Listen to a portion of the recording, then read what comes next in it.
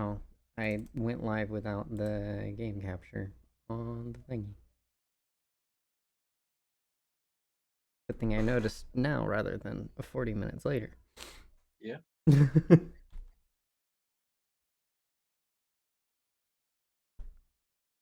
it goes.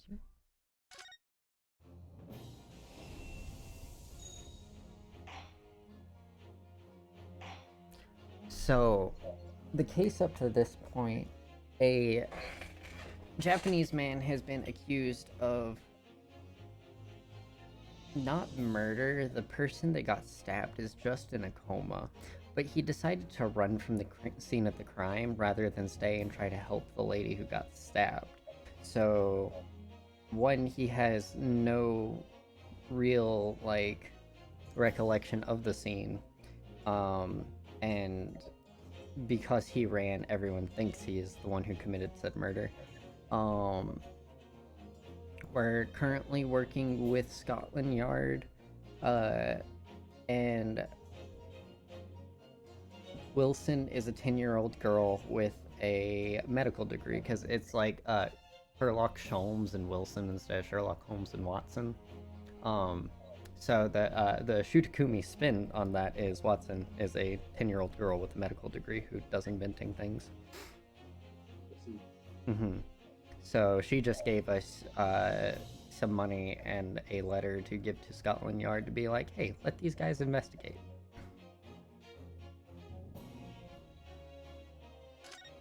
That's about all we know at this point.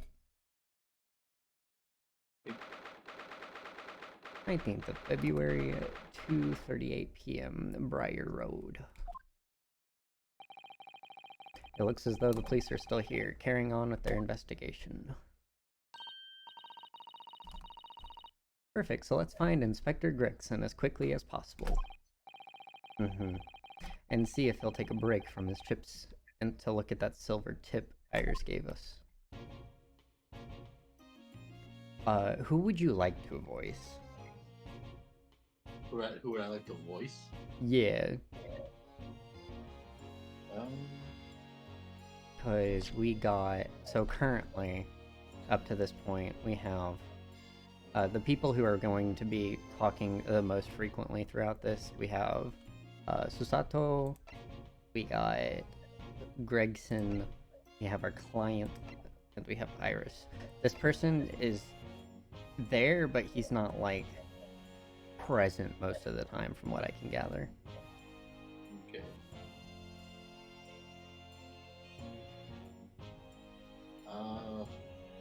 Anyone's fine, to be honest. Are you looking for a specific feeling of the show? Nah, I'm just want to give you a part in it. All right. Um, pick one for me. I'll just go with it. Why don't you do Susato, since that's probably going to be speaking the second most. And you can also be the client.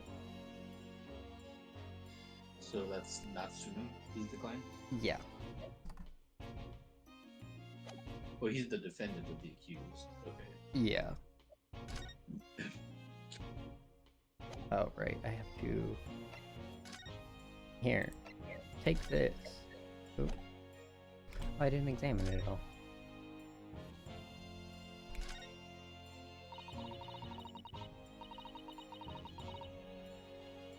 Wait, which of the two is talking? Oh, she's the one that's talking. Yes. Okay. I didn't know which one was actually talking at this moment. This is a 5 shilling piece, isn't it? I believe it's called a crown. Yeah. And you can train a Scotland Yard detective to do whatever you want with just a single one. Iris must be the most powerful 10-year-old in the world. How much is 5 shillings, by the way? What's it really worth? Well, it's probably enough to buy all the chips the inspector could possibly eat in a whole month. That's greasy.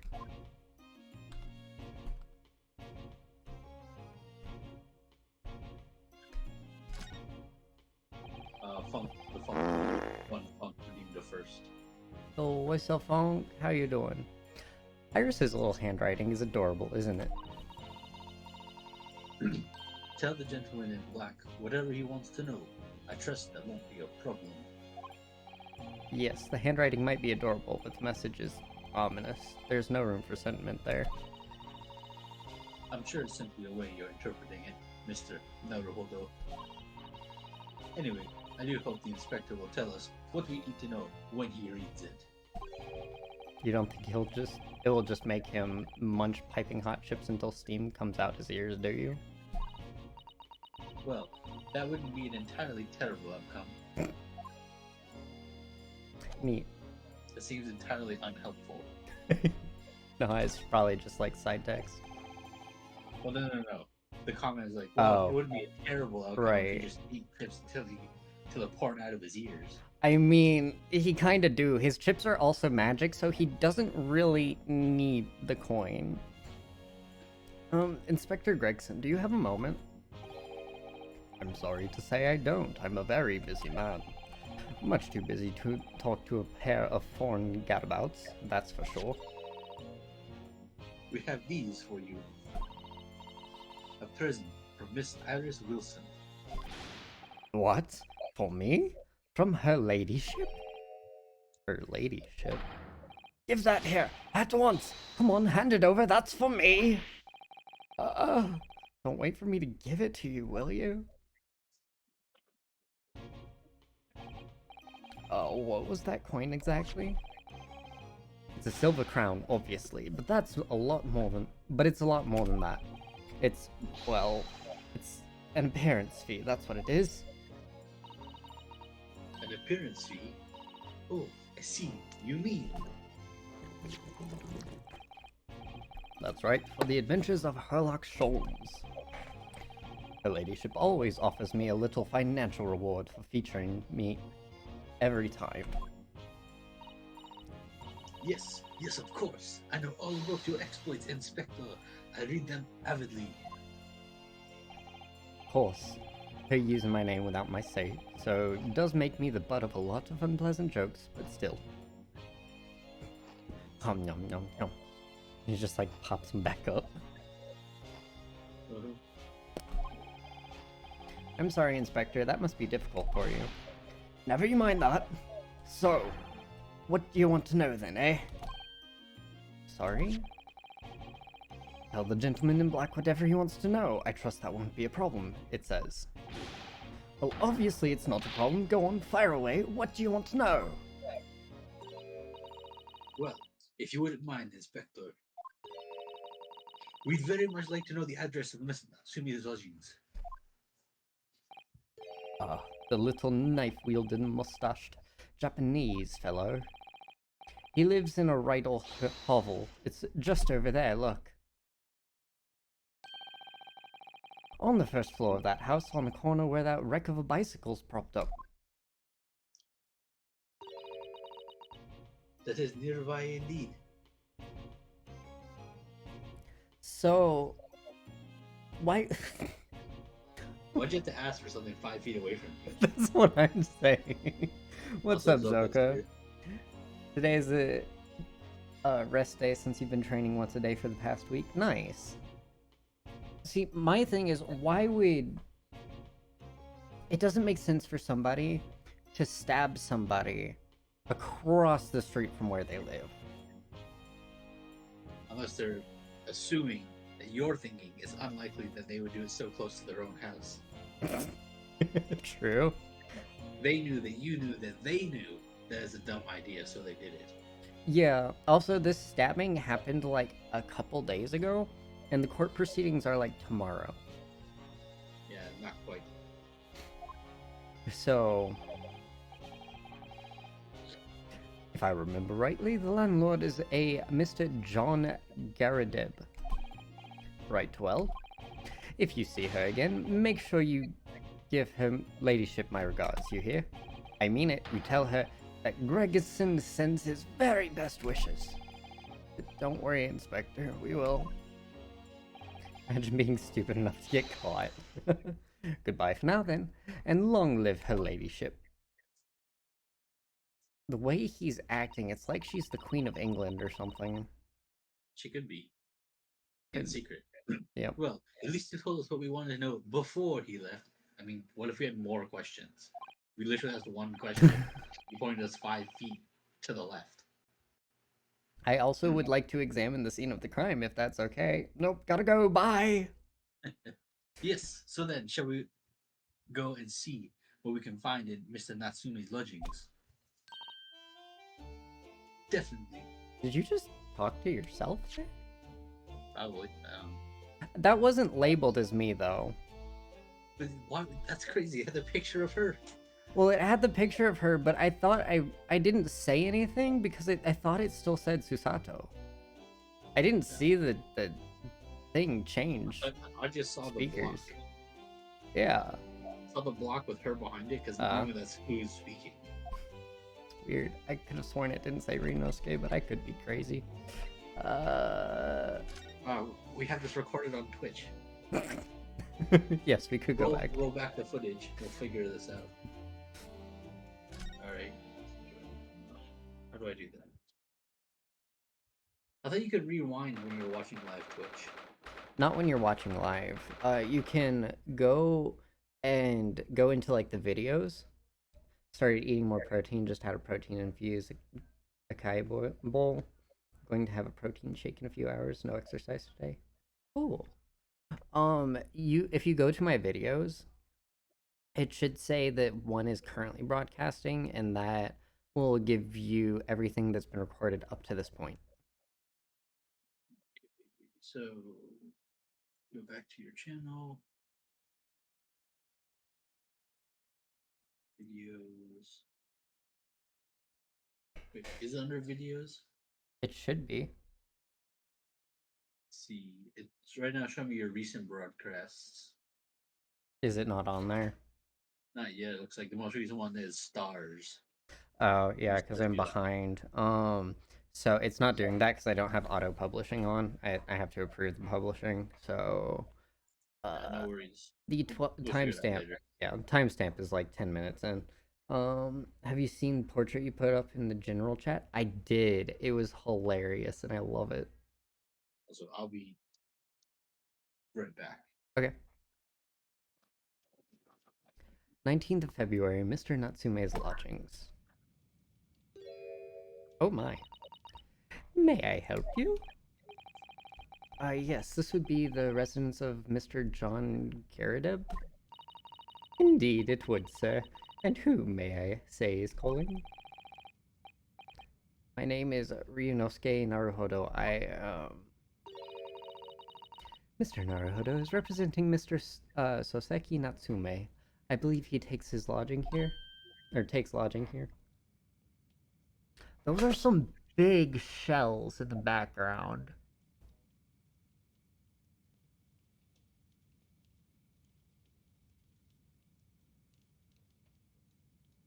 What?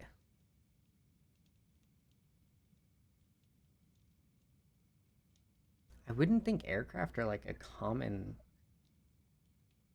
war implement at this point. What time? I don't even remember what time period this is in. I thought it was like the 1800s.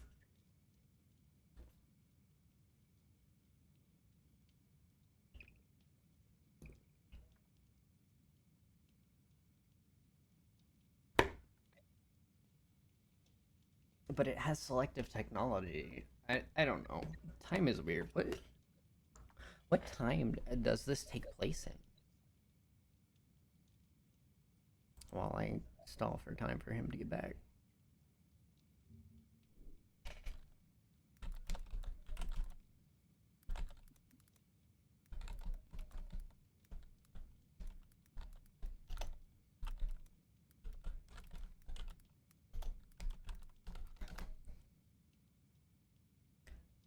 It's hit in late 19th century Japan and England.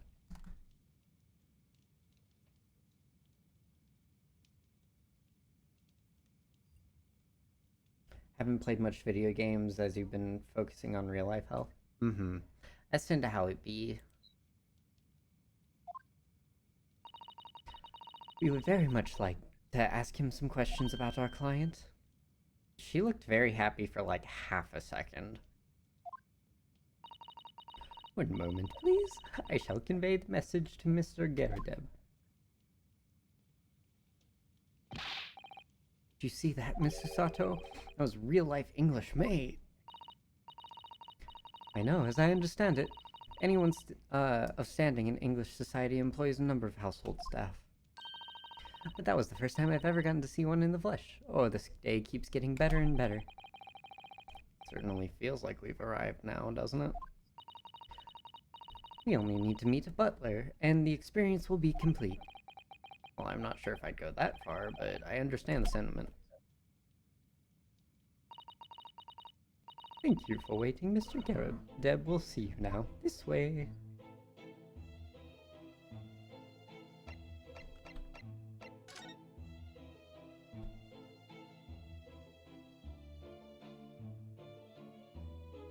Did you stab the lady?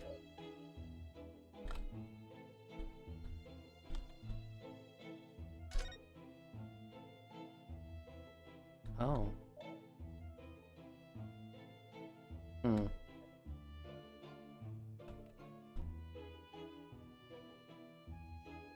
Old army dude. Why is the rug burned specifically here? Is that blood?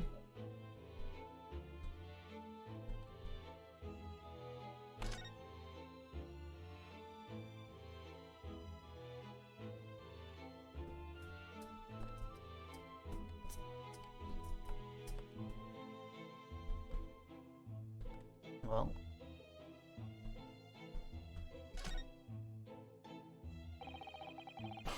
That portrait of Mr. Garrideb is glaring at me, I swear. Have you noticed that all the little frames contain photographic prints of Mr. Garrideb as well? Yes, and there seems to be a statue of a lion on the mantelpiece as well. Is he stirring? Why is he stirring his tea with a pipe? Sir. Oh, can't see what that said. I guess seemed to come back from the local pawnbroker with that little trinket. Seemed to come back? What do you mean? The chap who runs the place is a baldy wizard.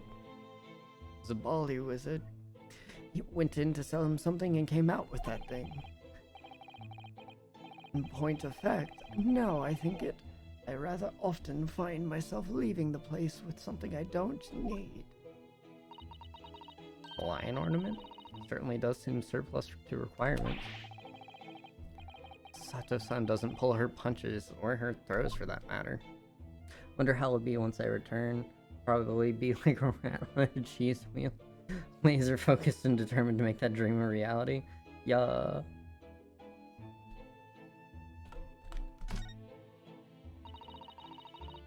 Looks like a Medal of Honor, and it's showcased on a very grand banner.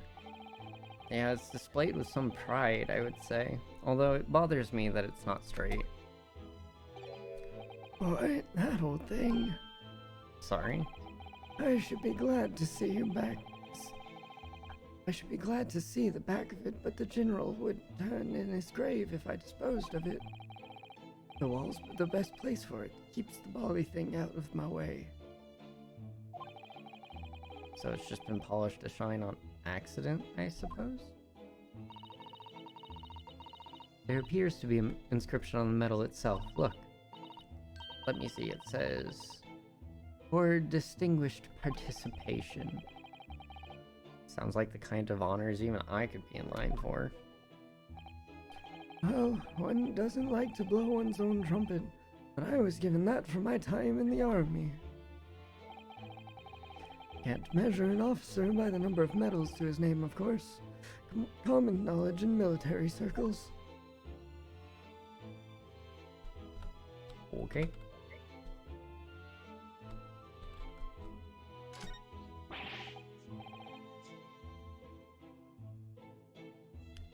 It's a full-size cannon. What is it doing in here? Oh my, it's real. thought it might be a replica. That old thing? Bah, it's little more than a toy. Sorry? The army was selling it off when I retired, so I decided to give it a new home. Never know when the enemy might attack next. Really useful to have a cannon about the house. Really? It isn't overkill? Be prepared, I always say. You never know what this twisted world is going to throw at you next, boy.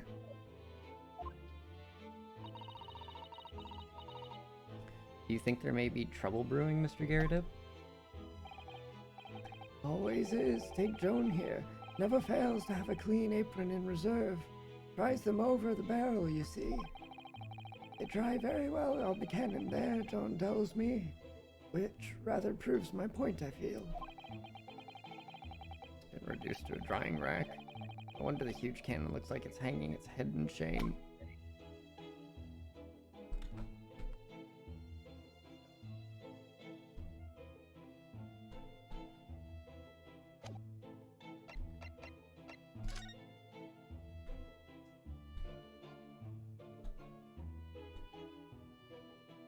Boots.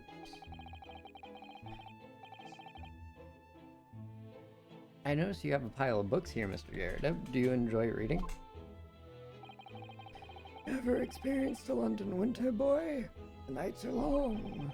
No better way to pass the time than in front of the fire with a jolly good book. Oh, there's a copy of Rancid magazine here, I see. No doubt Mr. Gyarados enjoys the adventures of Sherlock Holmes, too. A great detective always has a great many followers, it would seem.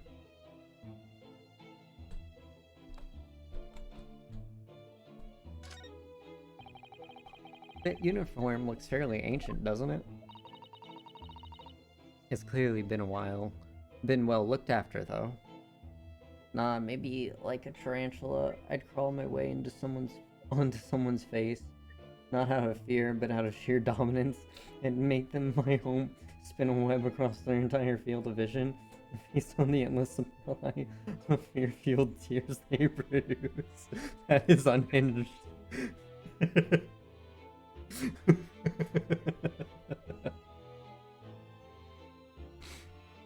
My guy.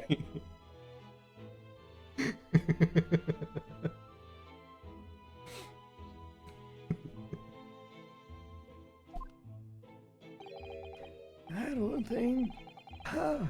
Not much better use than rags. Not much better than rags, really. Oh? Wore that ceremonial garb at my retirement bash, you know. Can't see ball, I win. This is fair. But I'm not one for dwelling on the past, me. Would have gladly thrown it out, but you know how it is. Anyway, it doesn't hurt to have the odd piece of memorabilia lying around, does it? Oh, I see. Perhaps we should leave the past in the past.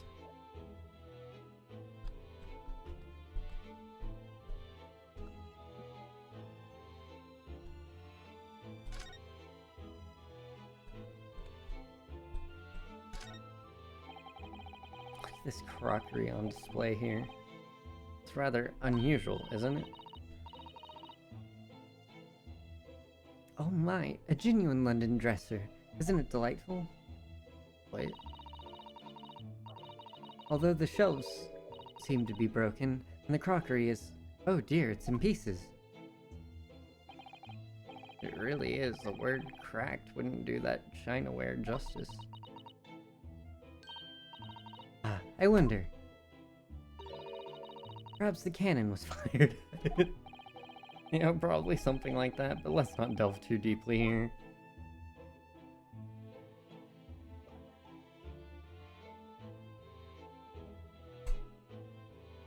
Wait a second, wasn't this window supposed to be boarded up?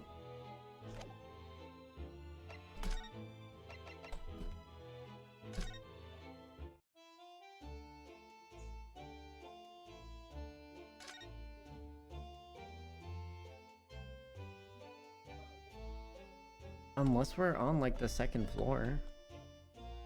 Oh, there's dialogue here that hasn't been done. It's a rather typical brick building, isn't it? I'm sure it has a long and interesting history. Well, time certainly seems to have taken its toll on the place. It's crooked and sagging all over. In fact, it looks indecidedly worse shaped than other houses around here. According to Inspector Gregson, that's the house where Mr. Natsume has lodgings, just across the road from where the incident took place, I see. Must be awful for Soseki-san to getting caught up in something like this in a foreign land.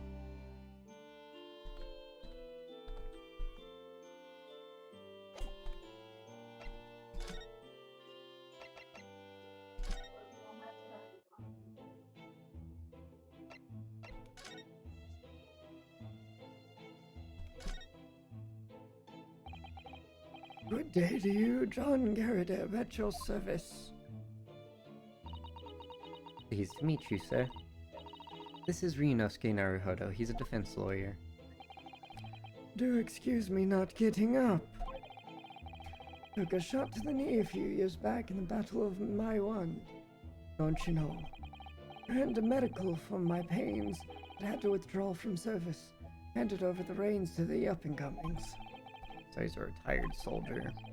It's a hell of a job getting up and down stairs now. I can tell you, don't get out much, as you can imagine. Yeah, it's quite a climb up here to the second floor, isn't it? Ah, it is the second floor. I was panting at the top of the stairs. You really must take more exercise, Mr. Naruhodo. Do you really think so? Well, Mr. Garrideb, no doubt you were very courageous to earn yourself a medal. Oh, it was nothing. The medal's just full royal, really. Wouldn't like to offend the general, though, so I grudgingly displayed it on the wall. Why don't you fetch it down, Joan? Let these good people see it properly. Joan, fetch the... Dash it all, woman, be careful! Oh, dear me, I do beg your pardon, sir. Oh, you jolly near took the skin off my hands. I shall be more careful, sir. So anyway, there you have it. Living the quiet life now. Yes, I see. Now then, I hear you want to know about the chap lodging downstairs, is that right? Yes, we would be very grateful if you could answer some questions for us. Only too pleased, naturally. Especially if it helps to keep the peace here in Blightly. We've forged an alliance with the Empire of Japan recently, as I'm sure you're aware. So this case is very much in the public eye, as it were. Oh, is it? We've even had some famous detective poking around. You know, this old house, would you believe? Yes, Mr. Herlock Sholmes. Could have been. Didn't catch the chap's name. Not really my cup of tea, all that detective business. That's a lie. You have the book right here. Oh. Oh, but you have a copy of Ranced magazine here, so... No. Anyway, the chap's investigating the foreigner's room as we speak. So he's in Soseki-san's room. It's a bally nuisance is what it is. The whole neighborhood's twitching its curtains now. I don't like all this fuss, it's jolly unsettling.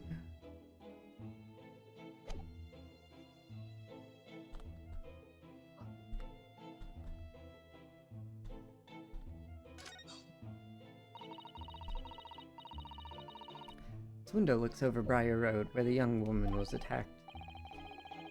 Yeah, I can make it out. I can make out the police on the far side of the road investigating the crime scene. Glass is rather murky, isn't it? You can't see very clearly. Is this thing open at all, I wonder? We shouldn't underestimate the bitterness of a London winter, sir. Sorry? As soon as you open that window, the tea will freeze in pot. No Londoner would go opening his windows in dusk in the middle of winter, I assure you. Seems very unlikely these two would have seen anything of the incident then. Yes. Oh look, What a wonderful collection of cakes lined up on that gleaming silver cake stand. Lined up, it looks more like someone has half demolished them to me. Afternoon tea is time of indulgence, you know. Quite as the English way. It is Mr. Garrideb's custom to take 2 cakes with his tea. That sounds delightful. Oh, wait a minute, though. There are at least 10 cakes on the stand. Well, naturally. And it would never do to waste the leftovers. So whatever Mr. Garrideb doesn't eat, I say to myself, Joan, you shall have to tidy up. How magnanimous of you.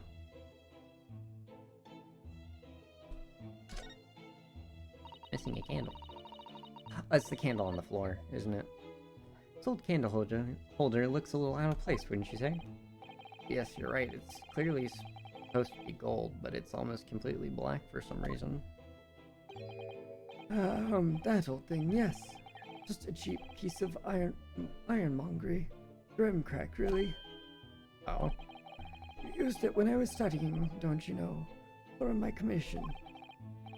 I know it's old, hardly worth hanging on to, really. But, well, still has its uses sometimes. Of course. Does everything in this room have some elaborate story behind it? They're memories, Mr. Naruhodo, memories.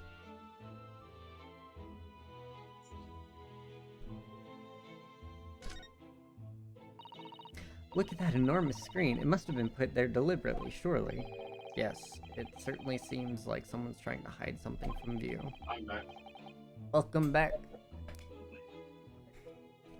The majority of the stuff that I've been analyzing is just kind of set dressing.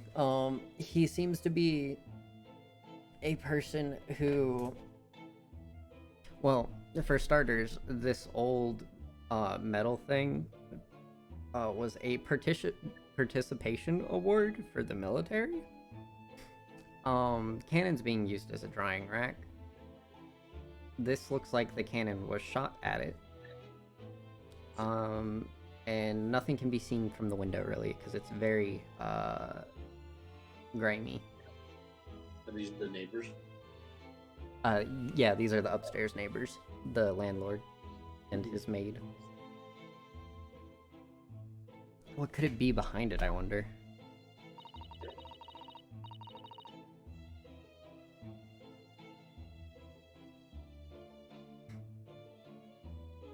That one's you. Who's that? Mm-hmm. Sorry, as you get goldfish. Ah. I'm gonna have a quick look. Just a little peek. Him. Which of the two of these do you want? Does it make a difference? Who do you want to be? I'll be the maid. Him. Maybe let's not, Miss Susato. I think the maid is going to head us off with a cup of tea.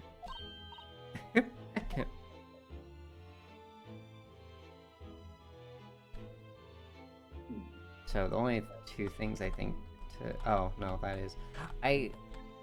So the first thing that really I noticed was there's blood on the floor here, it looks like. It looks like the carpet's broken there. Yeah, it looks like... Because it doesn't look like it was burned, it looks like it was, like, torn or something. Mm-hmm. Did you, like, inspect his cane? His what? His cane. That's just them to talk to them. Okay. But the giant shells. Oh, mortar shells. That makes more sense. I'm like, this is, doesn't make sense because this is like early or late 1800s. So like, what would gigantic ballistic shells be doing? Their first cannon. Mm-hmm. Ah, I hadn't noticed. What are they doing here? Okay, see ya, Zoka. Have a wonderful rest of your day. Ah, those old things. Couple of little rounds actually fired into the barracks during training, you know. Became a bit of a colorful regiment folklore, that incident. You mean you deliberately hunted out spent shells? Well, I wouldn't say deliberately exactly. But only scrap iron after all. Usually just thrown away, I believe. But you never know when things might come in useful to you. Useful for what exactly? Yes, well. Joan here did manage to knock one of the belly things on my foot the other day while she was dusting. Oh no! Hadn't shed a tear since 1869. Before then, you know. Maybe reconsider throwing them away? Oh yeah, he's also somewhat of a hoarder, apparently. Mm-hmm. He's like, I should have thrown all these things away before. Oh, I can't converse. I have to... Okay.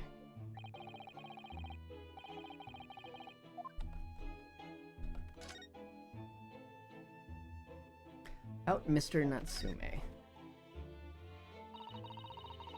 About Mr. Natsume then, Mr. Geradeb, please do tell us. Ah, yes, the Japanese chap. Only been lodging here for a week. Oh, just 1 week? So he moved in very recently then. I have 2 lodgers most of the time. One on the ground floor and one just below us. The first floor room became a bit of a week ago. Ah, Dashalal Joan. That was going fast. Yeah.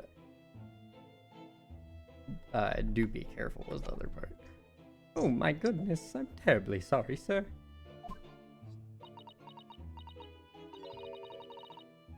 If you want to know my opinion, I thought he was a shady sort from the moment I set eyes on him.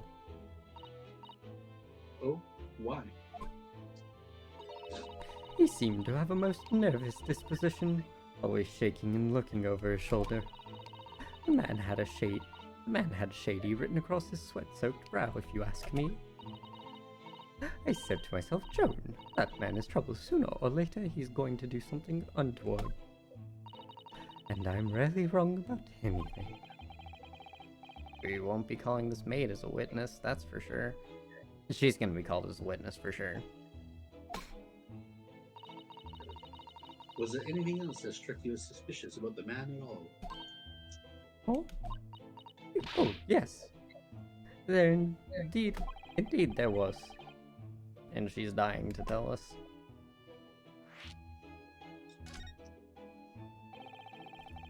Had you noticed anything else about your lodger, Mr. Natsume? On my word, yes. The man was shadier than an orchard. Could you elaborate? Oh, that's you. Could you elaborate? Well, take the man's room. Absolutely stuffed full of books it is, more than anyone could ever read. And he never so much as passes the time of day with another living soul. I haven't seen a single visitor call. He just trots off to that old bookshop every single day and comes back at 5 to light the gas fire. And the funny little man is up long past the time everyone else is in the house has gone to bed too. How does she know that everyone else is asleep? I don't know. Also, it makes sense that he wouldn't have visitors because he's, 1, been here a week, and 2, he's a foreigner and everyone probably treats him like trash. Maybe he just likes to read. He studies literature.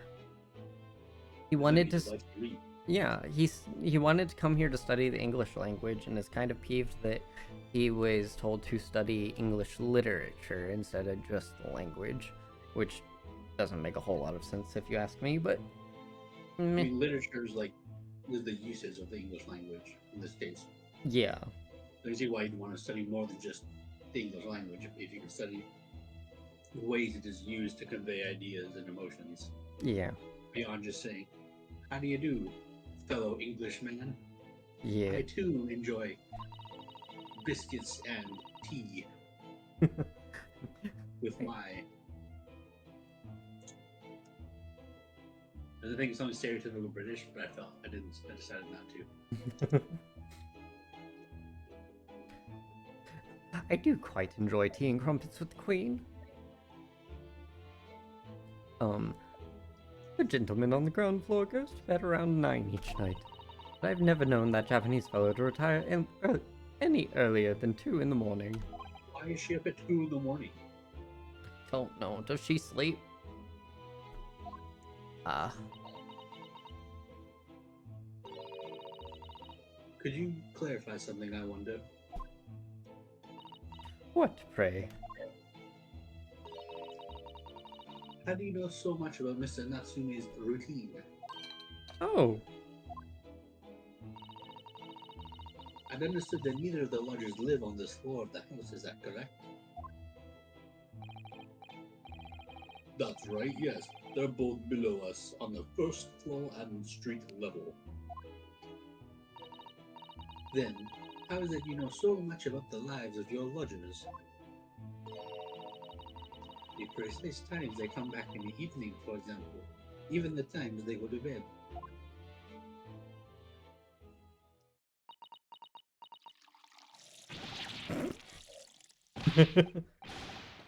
Good grief, John. Be more careful, one. oh my goodness, sir. I'm terribly sorry, sir. Something doesn't add up here. You're spying on their tenants. Mm-hmm. More than likely.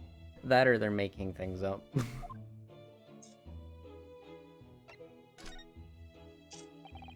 Seems that the incident took place around 5 in the evening? Did you happen to look out the window around that time? The window. Yes, we noticed the window that looks out over Briar Road. The incident took place on the pavement just on the far side of the street. Was there anyone suspicious loitering nearby? 5 o'clock is dinner time in the Geradev household. So I'm afraid I don't remember seeing anything. How about you, Joan? No, sir. It would seem... It would have been dusk outside already at that hour. And with the fog as well, I should think it would have been quite impossible to see the other side of the road. Oh, I see. Did you notice anything else out of the ordinary then? Such as? Anything at all, even if it seems unrelated. Well, Yes, was there something then? well, there's nothing particularly significant, but at around that sort of time. For the love of God, John, watch what you're doing. Oh, dearie me, what have I done? Yeah, it has to be. What have I done? I'm awfully sorry, sir. She did that when he told her to go take the metal down off of where it's pinned as well. Do be more careful, woman. Of course, sir. If I may, Mr. Naru Hollow. Narrow Hollow. Oh, yes. I have an exceedingly good memory, and as far as I remember, nothing of any significance took place here at that hour. Nothing at all. Oh, really, Mr. Derrida? The way you were talking before, it sounded rather like there might have been... Oh, well, as I was saying, it's just a trifling matter, really nothing. Joan Dashiell, what is the matter with you, woman? Begging your pardon, sir. Nothing happened. She stabbed him. Yes, quite. See, he's confirming it. Nothing happened. We sat down to a quiet, uneventful meal. John. That's right, Mr. Garrett. What is the matter with these two? It sounds like something happened here in this room on the evening of the incident, but what? I wish I knew.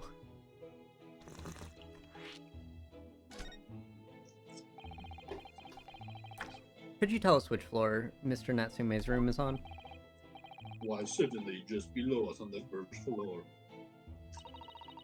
Ah, and Mr. Sholmes is investigating there, even as we speak. Yes. Told me Nat's his name, and asked him to look into the matter, so I gave him the key. Mr. Natsume has engaged Mr. Sholmes' services. That's a blatant lie. Would it be alright if we also had a look around in Mr. Natsume's room, I mean? Don't see why not. It's just down one flight of stairs. Who knows if we'll find anything that could help us with the case, but we have to try. We need all the clues we can lay our hands on, shall we? Oh, that's you. Yes, and while we're there, we can speak with Mr. Sholmes again. Perhaps he'll be able to tell us more.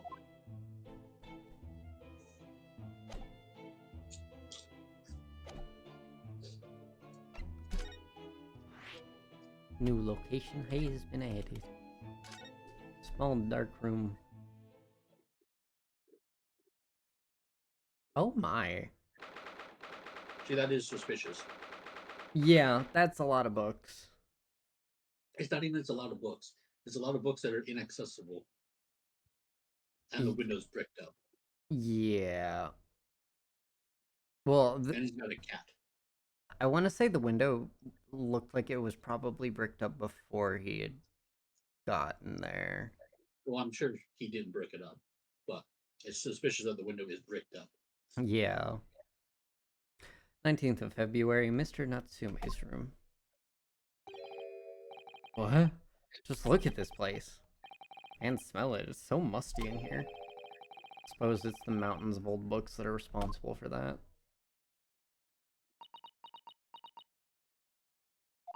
Dot, dot, dot. I don't think I've ever seen so many books in all of my life. No, me neither. It's so dark in here, too.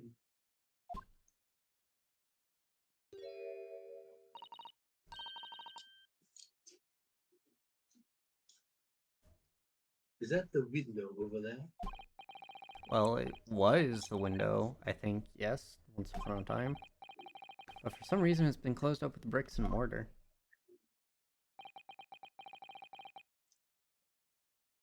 So this is where Mr. Natsume lives.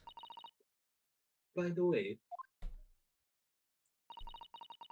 I haven't spotted Mr. Sholmes anywhere, have you?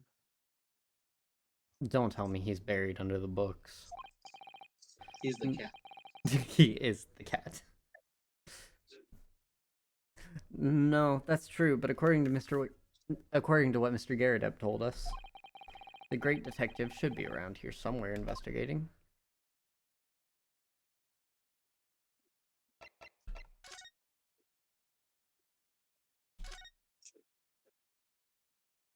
Now, that's a dangerous lamp. It really is. Both of them are, actually. I think fire in here is just, it should be a no-go. Not without, like, having it covered with a very thick layer of glass. It's a bit big and bulky, isn't it? Surely Mr. Natsume didn't bring that Maneki Neko all the way from Japan with him. I hardly think you're in a position to comment, Mr. Naruhodo. That is fair. I was literally stored inside my friend's luggage. Are you forgetting the enormous Daruma doll that you brought in your luggage? I guess that is the thing too. But What's up? oh, Something wrong? I thought we had missed something. You were about to say something?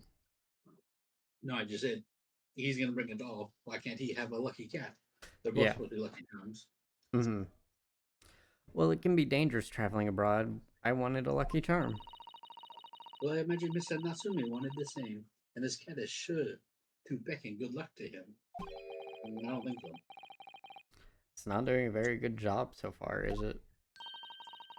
You mustn't say such things. I didn't say a word. Why are my eyes such a giveaway? I like the bag next if you can. Yeah. Look at all those books stacked up there. They almost reach the ceiling. They're all books of English literature, and they all smell so musty. With this volume of books to hand, you'd never be short of reading material, would you? No, what a dreamy idea. A bad dream, maybe, for me at least. Mind you, I don't imagine the book at the bottom of the pile now will ever be read again. So reading it is an exception. So reading it is an experience that comes but once in a lifetime, just as the tea ceremony teaches us. I certainly didn't expect the conversation to turn down the path of tea ceremony philosophy. Vague. Oh, I imagine the nothing. cat's gonna be one. Yeah. Probably one of the little lanterns. Or is that gonna be the window? Hmm. That desk must be wedged into a crevasse between the mountains of books on either side. A crevasse. Crevasse. I suppose Mr. Natsume would sit there and read while stroking his cat. But surrounded on all sides by these towering old homes, surely he dreamt of books every night as well. Yes, he must have done, mustn't he? Oh, what's this? It's a receipt from a second-hand bookstore. Your books. Your books, sir! Oh yes, Mr. Natsume's name is on it. Look, and the date of purchase, 2 days ago, 4:45 p.m. 15 minutes before the stabbing. That's the day of the incident. That's just a short while before he was embroiled in the terrible attack. He must have been on his way back from buying some old books. The second-hand bookstore receipt has been entered into the court record.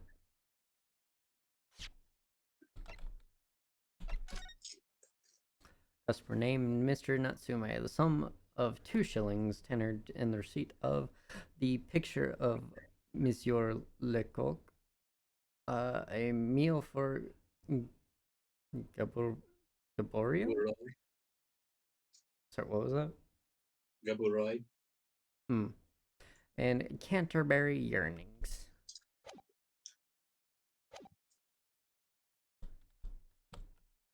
Window is indeed one.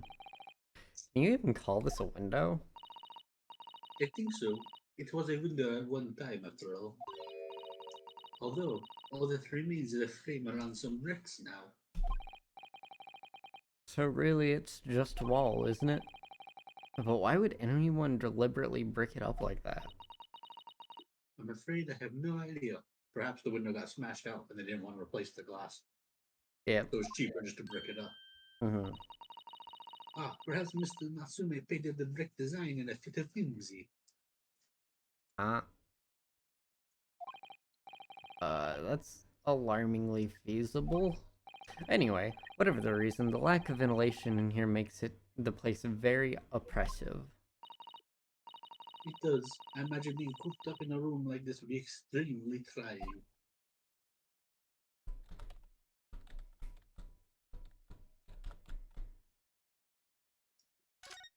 If you What were you gonna say? if you pan it over the thing over to the right. Oh my, what an adorable little cat. If I panned it over to the right, what? The image. To look on the other side of the room. I was wondering what else there's there. Mm-hmm. Perhaps he's looking after all the books while his master is away. I don't know about that. He disappeared into that pile of books as quick as a flash. It was a tricolor Mikey, wasn't it? Do they even have that sort of cat here in Great Britain? Perhaps Mr. Natsume brought the little creature with him from Japan. That's made me feel homesick now. Already, we've only been in the country for 2 days. Oh, hi, Sholmes.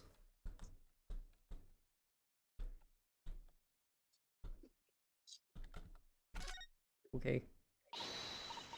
Ah, look, Mr. Naruhodo. Aha, there he is. Where did he appear from?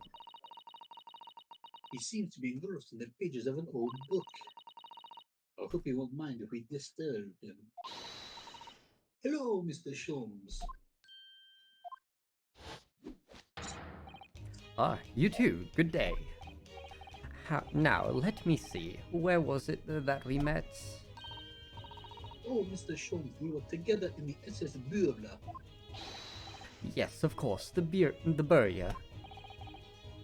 And let me see, what happened on that voyage? It was Kazuma Esogi. He died tragically, but you were a great help to us. Ah, yes, but of course, the case of Mr. Esogi. It was the one with the snake, wasn't it? Oh. Well, you Well, seem to you see- remember something Oh, there you of it at least. What an honor to be remembered vaguely by the great Herlock Sholmes. This is Mr. Oh, no, my dear madam, hold your tongue. I pride myself on my superior powers of recollection. Your names are safely recorded in my brain attic. Miss Naruhodo. And Mr. Susato. He flipped them. 50-50. Yeah. Try the other way around, Mr. Solms. I lose the first round.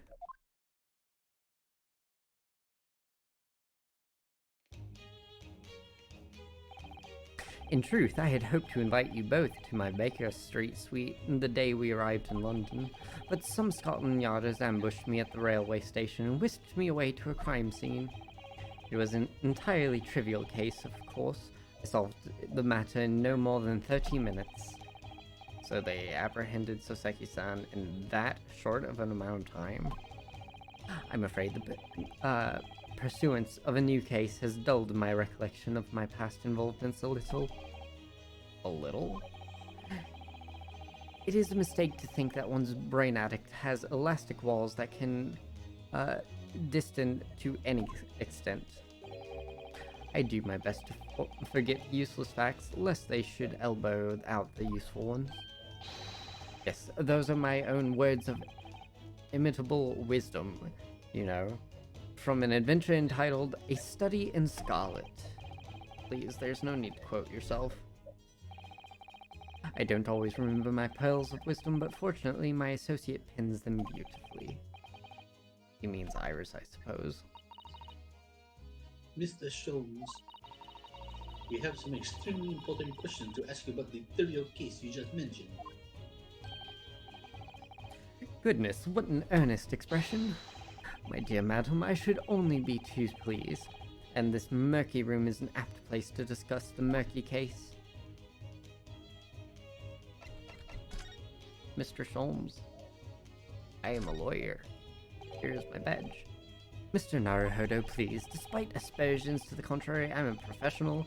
If I am to unleash my deductive powers on that trinket, I must ask for a sum of £3 in cash. Oh, I don't need you to make deductions about it. I was just wondering if you might know. Mr. Naruhodo, as a professional, I insist that if I am to offer my opinion on that trinket, I must ask for a sum of £3 in cash. I believe Mr. Sholmes has an expensive copy of the complete works of Shakespeare. Yes, to stand on the stage amid rapturous applause. It has long been a dream of mine, as you know. I literally had no idea. What about this? Have you seen this, Mr. Sholmes? Shh, I must have silence. It is of the first importance, when I am in the throes of deduction, that nothing irrelevant distracts me. Oh, sorry.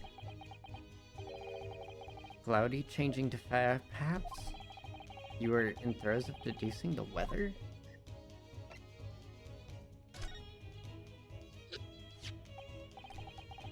The receipt for the books our astute Japanese friend purchased. I uncovered that yesterday morning. A marvelous find, wouldn't you agree? Oh, yes. The work of a truly great detective. What a scatterbrained individual he must have been to leave it behind. Curiously, there was no mention of this publication on the receipt. Odd when you consider how fascinating it is. You mean not everyone in London buys Ranced magazine every time they visit a shop? Yes, odd indeed. Oh, Mr. Sholmes, how expertly you slipped that into the conversation.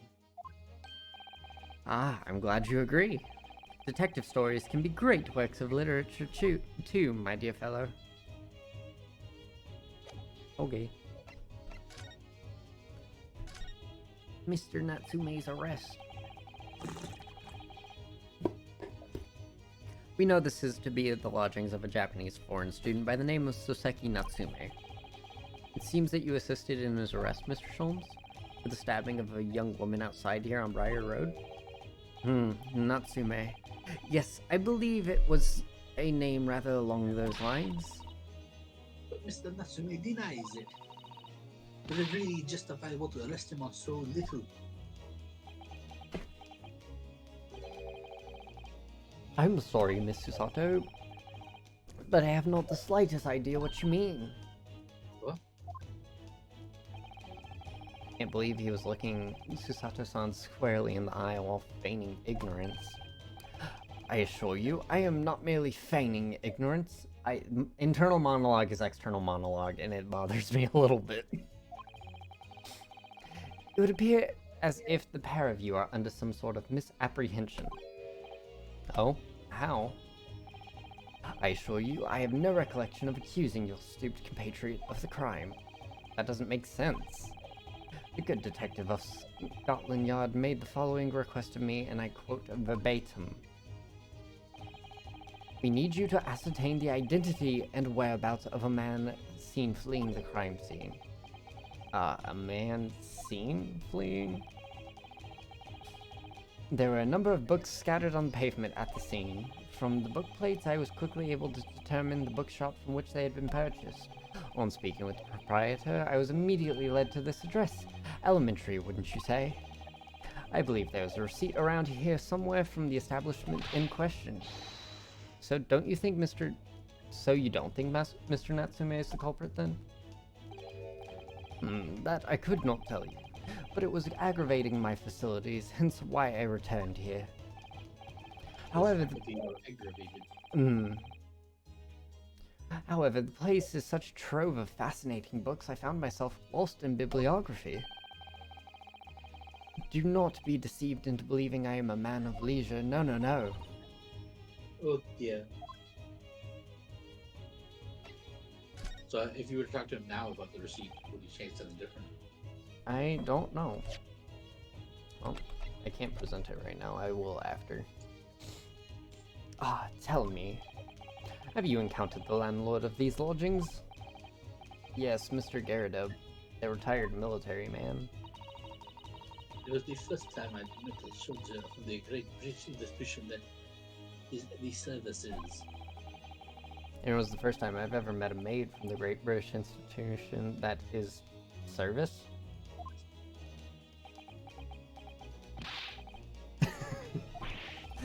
I didn't think it was that funny.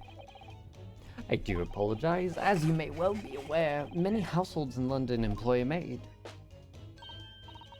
Yes, I read as much in my Great Britain primer.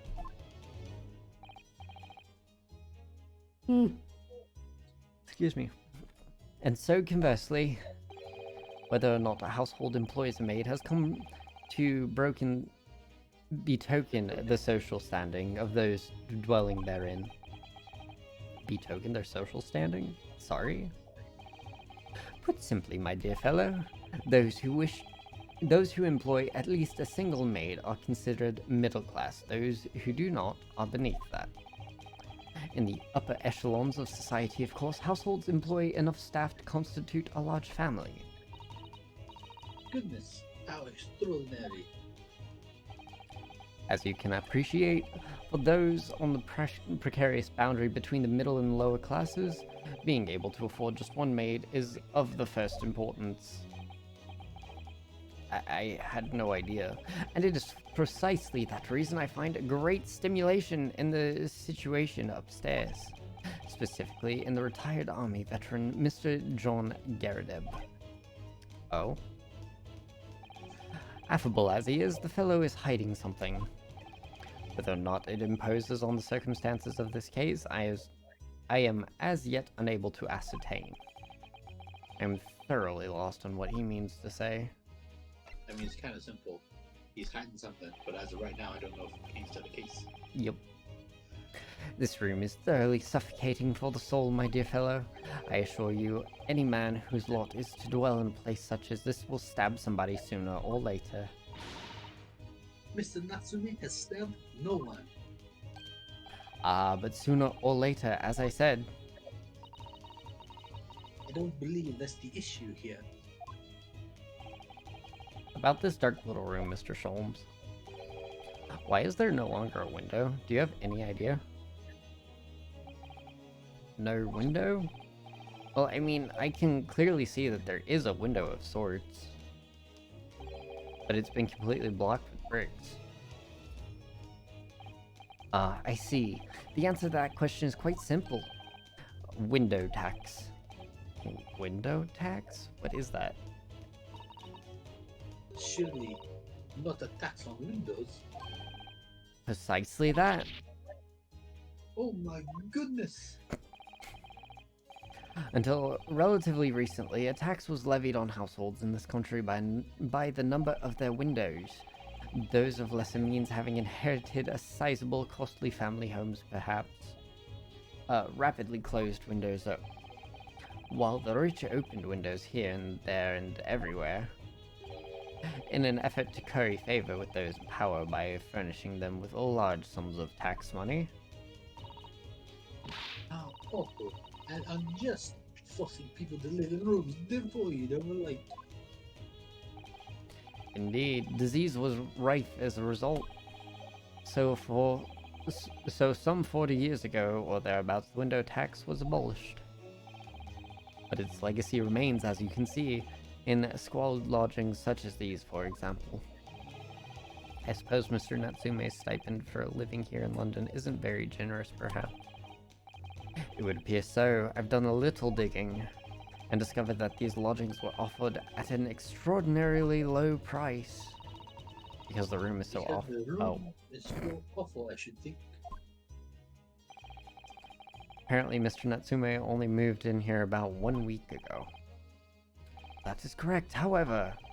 I don't believe the low rent is explained by the shabby nature of the accommodation. Huh? Still, that is of little relevance here, a matter not worthy of further attention. Are you sure? I'm curious now.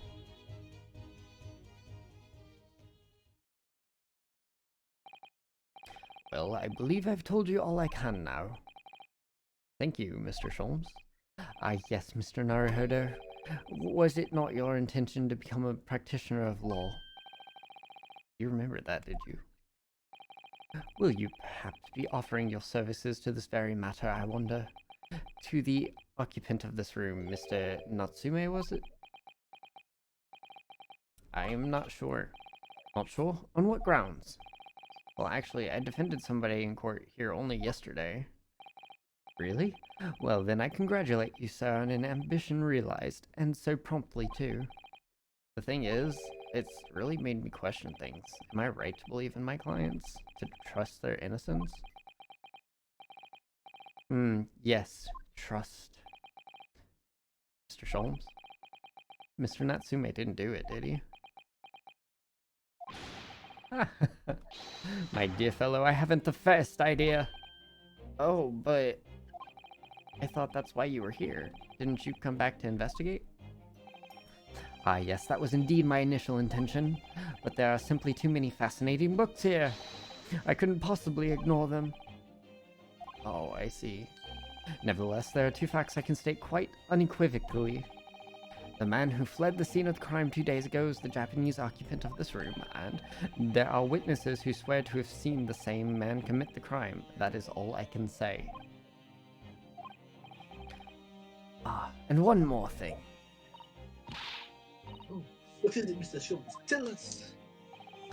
I cannot say with any certainty whether or not it is of relevance to this case, but I am quite sure that the retired army man who owns this property is hiding something. Mr. Garrideb is? Sir Sholmes said as much before, actually, didn't he? Anyway, at present, that is really all that plays on in my mind in relation to this case. Mr. Naruhodo. As yet, our investigations have uncovered nothing that could help us establish Mr. Natsume's incidents. No, you're right. Perhaps it's time we've probed a little deeper into Mr. Garrideb's secret. Just remember, I cannot be sure whether the landlord's secret will prove to be of relevance or not. But I wish you every success. Of course, Mr. Naruhodo. A busy man indeed. He's gone back to his book in the corner of the room.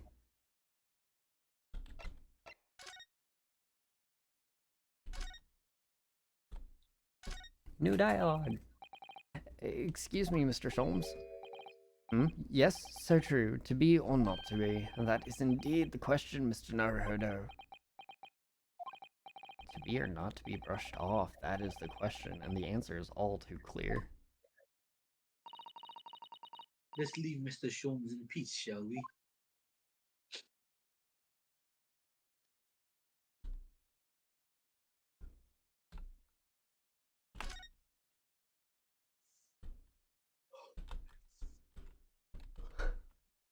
Okay.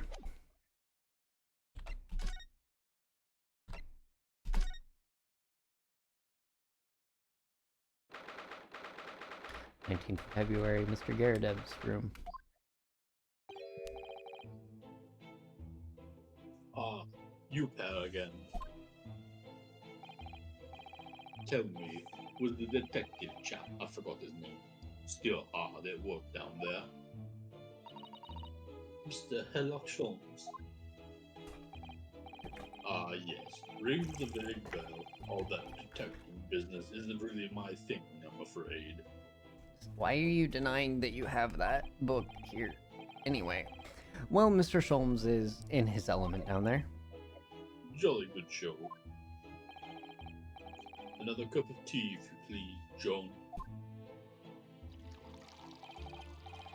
Now then, why don't you tell me what? Ah, for the umpteenth time, will you watch what you're bally well doing? I shall be serving dinner shortly, sir. Ah, yes, of course.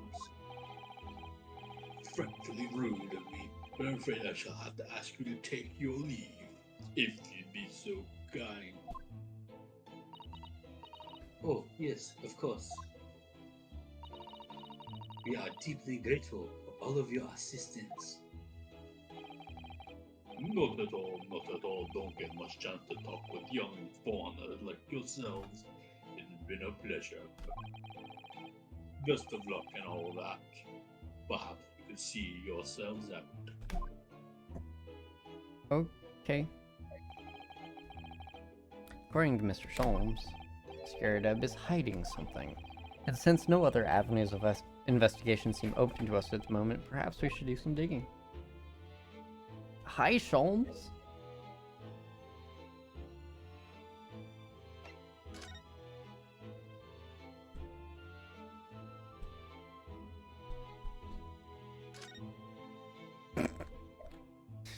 What are you doing?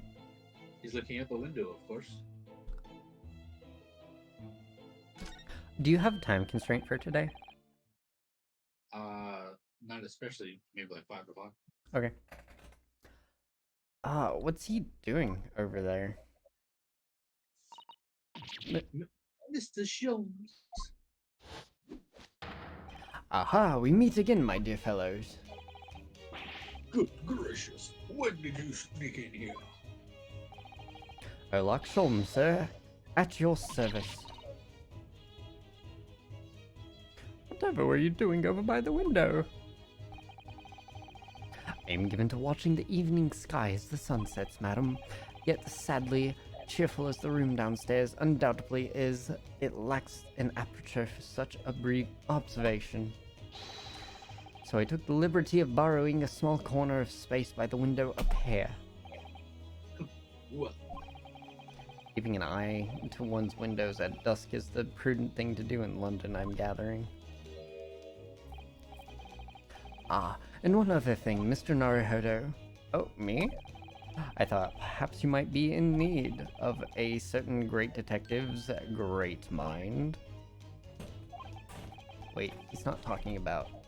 Is he? I didn't expect to be going through with that again so soon. do you mean Mr. Sholmes? There's a mighty secret in this modest room. My eyes see even the most trivial of trifles. I take it you're prepared, Mr. Naruhodo? I think so. There's just time enough for one of my greatly admired great deductions. Let us conclude the matter before dark.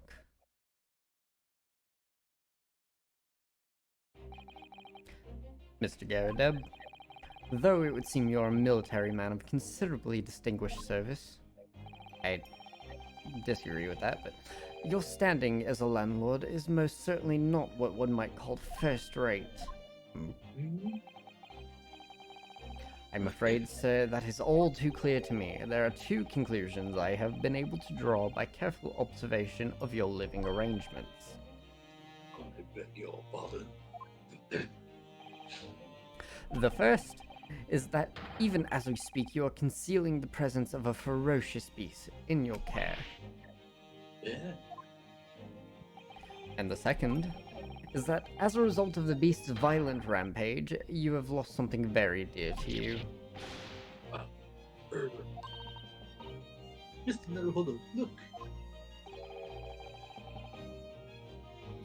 The old man's broken into a cold sweat. Unbelievable. Single sweat. Yeah. Unbelievably, it seems Mr. Sholmes' conclusions are both spot on. How could you possibly? How could I possibly know, you mean to inquire?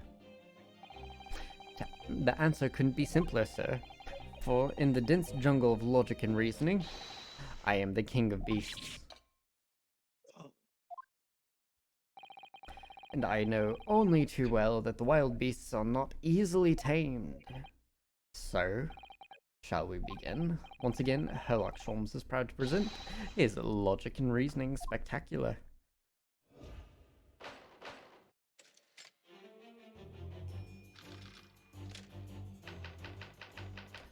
Topic 1, Nature of the Beast. It certainly shouldn't take a great detective to see that the fearsome beast has been on the rampage of late within these four walls. Thus we are faced with the question, what form might the beast take? For a man with military breeding, your eyes are uncommonly candid. Your furtive glance, Mr. Garrideb, leads us directly to your answer. The true nature of the beast has run rampant here, as revealed by that lion statue. Yes, and though an army man, you appear unimposing at best. A fact that has fueled your admiration for the mighty lion, the king of beasts. What is this piffle, I ask you? In the end, your admiration became so great, in fact, that you had a living, breathing specimen shipped from India, which you tried to keep in this very house. What? Oh, hi. His face looks like it's been slapped. Yet living with such a wild beast proved more difficult than you would have imagined. The chilling traces of a wild rampage are still very much in evidence. Well. Yet as we look around, the beast in question fails to present itself. Where could this angry creature have disappeared to, madam? Me? I pray you do not consider me unchivalrous, but it is plain to me, with one glance in your direction. It is? Your dress pocket gives us a handsome clue as to the beast's current whereabouts. For protruding from it is a handbill advertising a circus show. Oh. Yes, you sought to dispose of this terrifying lion, Mr. Garrideb. At Batty's Circus, a traveling show currently sojourning in a nearby park, I have observed the tents. You sold the savage lion, sir, to the circus troupe. I most certainly did not. I believe I have made my sir. I believe I have made my point. The fearsome beast which ran amok in this room was an Indian lion. A simple visit to the circus will reveal the lion prancing jubilantly through a ring of fire. It feels like such a leap in logic. Yeah. The initial ones are always just like, what the heck? Topic 2, Aftermath. Now, Mr. Garrideb. It is plainly clear that you still have feelings for this formidable beast. Indeed, in that blithe pose, the distress this loss has caused you is veritably tangible. Exclamation point. Your head weighs heavy on your shoulders. The pain in you feel being revealed by that supporting arm. Amidst fits of tears, you let your beloved beast go. The strain of losing something so dear to you is clearly visible in your visage. Nonsense, man. I simply... But what we must now ask ourselves is the true cause of this pain. And we need only follow the direction of your gaze to find the answer. Yes, it is this pile of bills that has given rise to the pain you suffer. Every envelope contains another demand for payment. Oh. For cartloads of meat, potatoes, wine, and tea. Indeed, wheat. What did I say, wine. white? You said wine. Oh, did I? I meant wheat. I read it perfectly in my head. That was not the history button. Wheat and tea. Indeed, I assume it's food. Yeah. Food bills for paying for the lion, which is still an out of left field assumption. Yeah. Indeed, feeding your beloved has had a devastating impact on the financial circumstances of your household.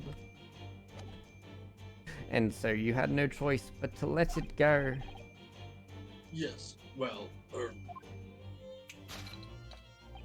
Now, in a final fit of rage, the ferocious beast carried out one last unimaginable attack. Unimaginable? Oh, there is scorch marks on the wood. It did burn. The aftermath of which can be clearly seen by observing the carpet over there. A very expensive woolen carpet, if I'm not mistaken. Oh, dearie me. What could have caused such a destructive outburst? This time, madam, I'm afraid that it is you who has inadvertently revealed the truth to me. Your wandering eye has settled upon the answer this very neatly... I didn't read that before, right? Yes, to explain the dire state of the carpet, we only need to look at the Tower of Cakes. Settled upon the answer very neatly indeed. There is no creature more dangerous on this earth than a beast with an unsatiated appetite. Was it or was it not once said by a certain noblewoman, if they have no bread, let them eat cake? I'm pretty sure that's actually just a misparaphrase as well. I mean, but you gotta remember though, Sherlock Holmes kicks out all that useless information from his brain. It doesn't matter if it's correct or not. True. It could all be entirely wrong. Food is that? I mean, he did just take me as a Russian mass murderer and said I killed my best friend and would not listen to what I was saying. So, you know, Telling you. Doesn't matter if he's right or wrong. Those brain facts, out of the attic. They don't matter once they leave the premises. he doesn't listen because he doesn't want it to fill in his like brain case. Yep. Food is at the heart of all tragedy, in fact. Whatever you mean. Having tired of the taste of cake, the beast began to stalk its next prey. I'm sure I need not spell out the nature of this final act of destruction carried out by the beast. There's only one logical conclusion. Worked into a frenzy by hunger, the lion attacked and ate the carpet.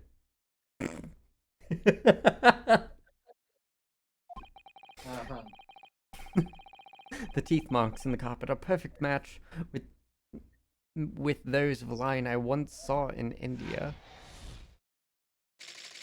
Are you sure? Not, the candle on the ground. And that concludes Herlock Sholm's great deduction of this beastly puzzle. And this is why he needs my help. The look of shock.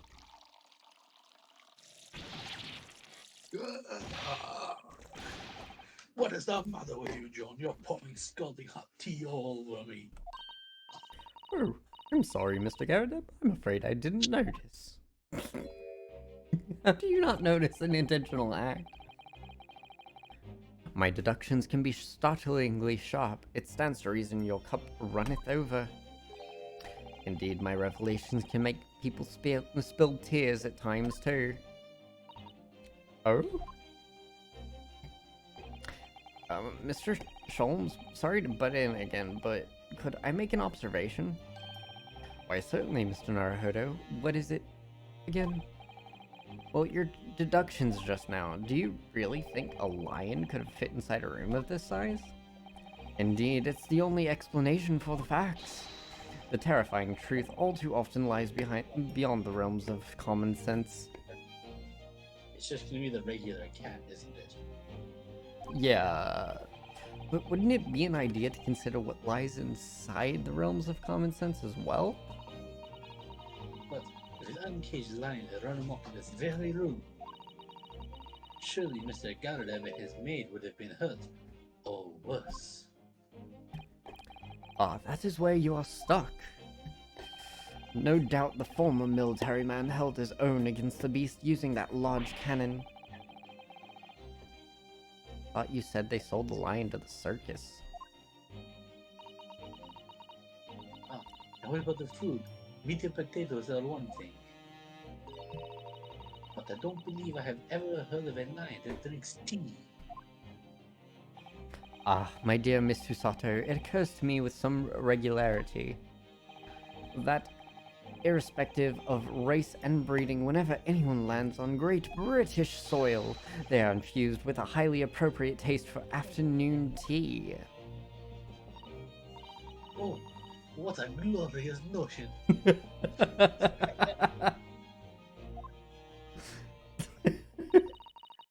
Well, then, Mr. Naruhodo, it is your turn to shine again. I had a feeling that was coming. A slight message that all Mr. Shon's deductions need. You can do it. Excellent. I've been waiting for my trusty partner in deduction to step forward, Mr. Naruhodo.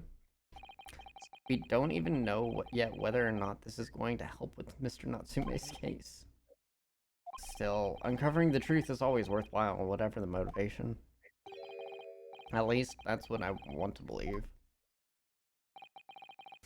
Let us start again from the beginning of Herlock Sholmes' Logic and Reasoning Spectacular. Course correction. Hold it, Sholmes. We got the mister. Nah, he's no mister to me, he's just Sholmes.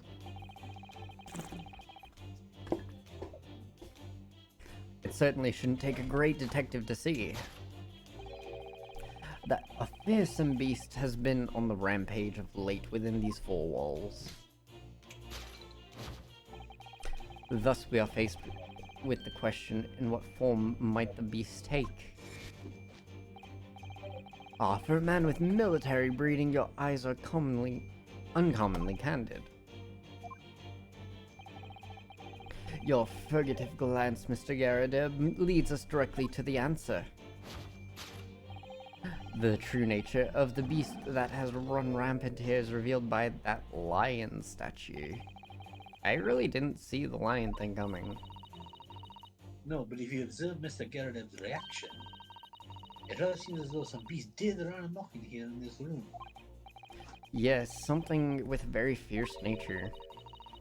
But it couldn't have been a lion transported from India. So what was it then? Follow Mr. Garrideb's gaze. That will lead us to the true answer. It's one of the photos, isn't it? Probably. The photo behind the lion? Yep, it's too detailed. What is... Oh, it's a child.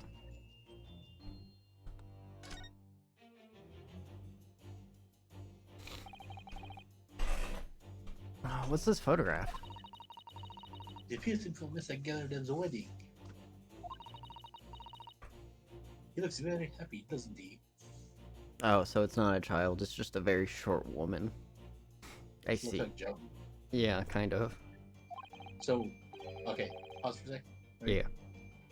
What if it is Joan, and Joan's pretending to be the maid because they want their social standing to be perceived as better than it is? Based on what Sholmes was saying earlier, that to be above the lower class, you have to at least be able to afford one maid. Mm-hmm. Oh, so he probably distorted the picture and it really ticked her off. Maybe. And that's why she keeps pouring tea on him, and he's not like doing something about it. Because if you employed someone and they were pouring hot tea on you repeatedly on purpose, you'd have something to say about it. Yeah. You went to say like, "Get your act together," and they go, "Oh, I didn't notice I was doing that." Mm-hmm. Get bent. Yeah, I'm thinking there was also like the initial reaction. She probably took the cake tray and like chucked it against the shelves and stuff, and Which knocked also the candle knocked off the the candle candle off and then burned Onto the the floor. yeah. And they're probably hiding something else that was done behind the wall thing. The The divider. yeah. Anyway, we'll see if that's how that goes. Mhm. How? No, how unfortunate. Something must have struck the glass directly over the woman's face. Wonder what happened. Probably best not to delve too deeply there. We're going to. Take that!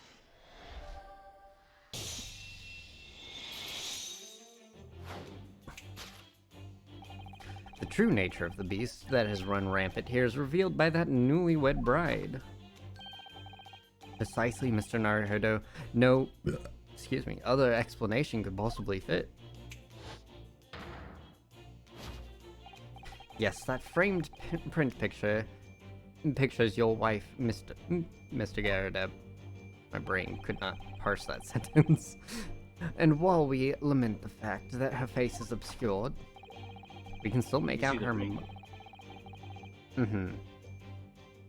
We can still make out her mighty arms and note the considerable horsepower they must contain.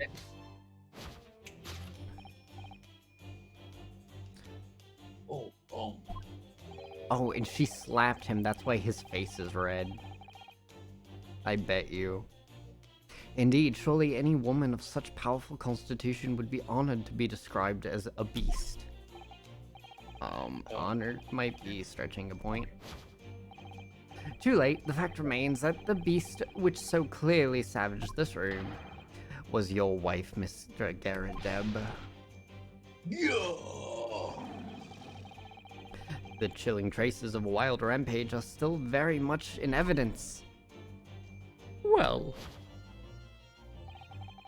Yet as we look around, the beast in question fails to present itself.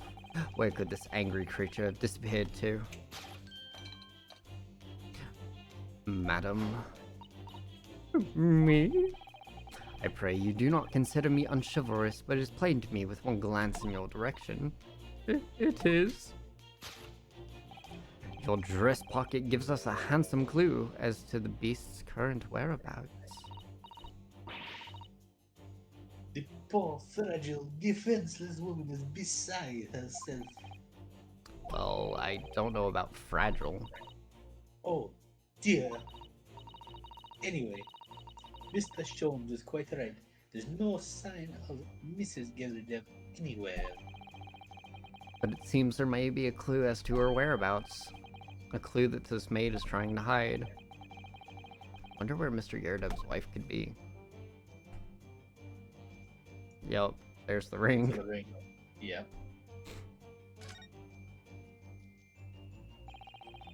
She's wearing a very large ring, look. Oh yes, a sunflower design with a rather nice embellishment. It's on the ring finger of her left hand, which means it's surely a wedding ring. Looks like it's there for life too. I can't imagine it would slide off a finger of that size. Rude. It's so rude. That's something to think, Mr. Naruto. Not to say. Well, given his internal monologue, his external monologue, he might as well say it anyway. I mean, if other people can read his mind, that's not the point. Yeah. He still said it to her face. Do you know, Mr. Gerardin?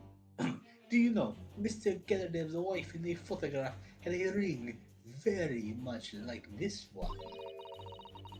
It was a large sunflower design as well. Really? You have a great memory for these things. Large sunflower wedding ring? It's quite a coincidence they have the same ring, isn't it? Yeah, Yes. it's not a coincidence.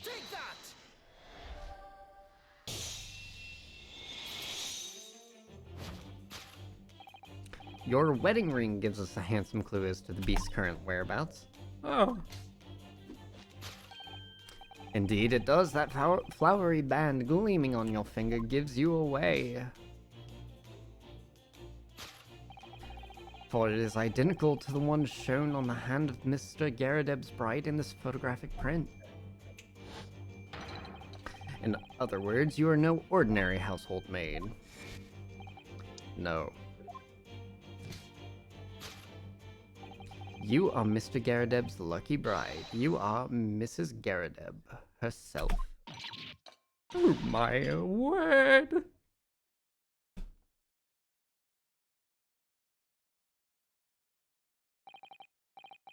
Well, jolly fine detecting, sir.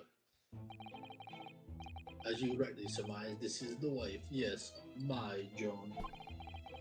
Rather let herself go, you might say, but she will not buy cook her back. Oh. It would appear that you don't live in the most comfortable of circumstances. After all, you're a retired army man, yet you are in the business of renting out rooms. Yes.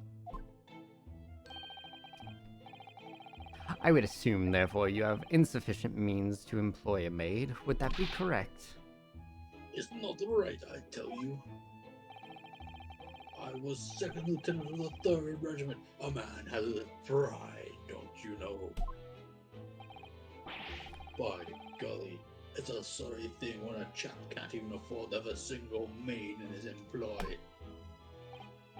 Yes, here in London, one is rather judged. A household cannot be considered worthy of society if it employs no staff at all, though, in my considered opinion, such concerns about appearances are folly. You mean Mr. Garadeb has his wife work as his maid? Precisely, am I right, Mr. Garadeb? Only in company, obviously. But listen here, this must remain a secret.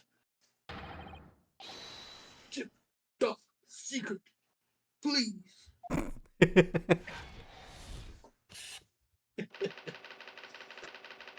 The raging wife. That's somehow worse.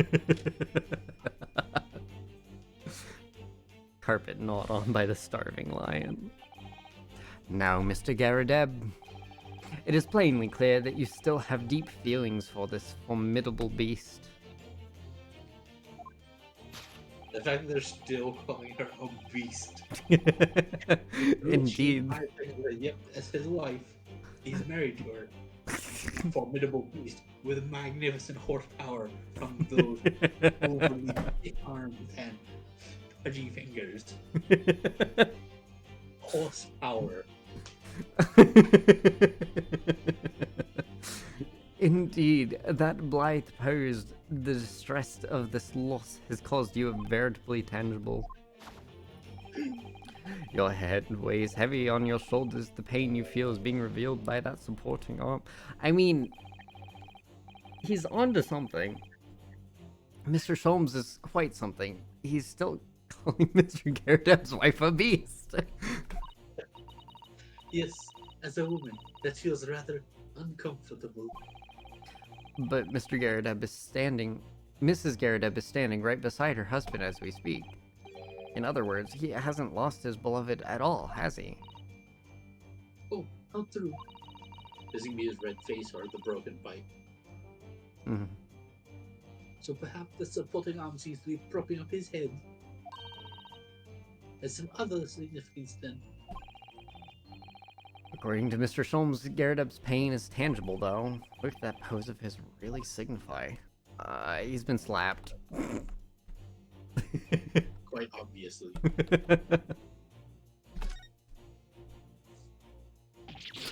It's such a pledge. The design of it looks like a kind of pillowed, like pudding against his face. Well, you gotta think about the horsepower she has behind her arms. And her hand basically just like palm forward, slapping on the fingers afterwards. Hmm. Like her palm is the size of a third of his face. Think of the sheer strength and the grip she has. How is Such he? boulders in her fingers hang from the ceiling by her tips. She could win the salmon ladder, I'll tell you that much. Hmm. If she could pick herself up. Oh my! Look at that bright red mark.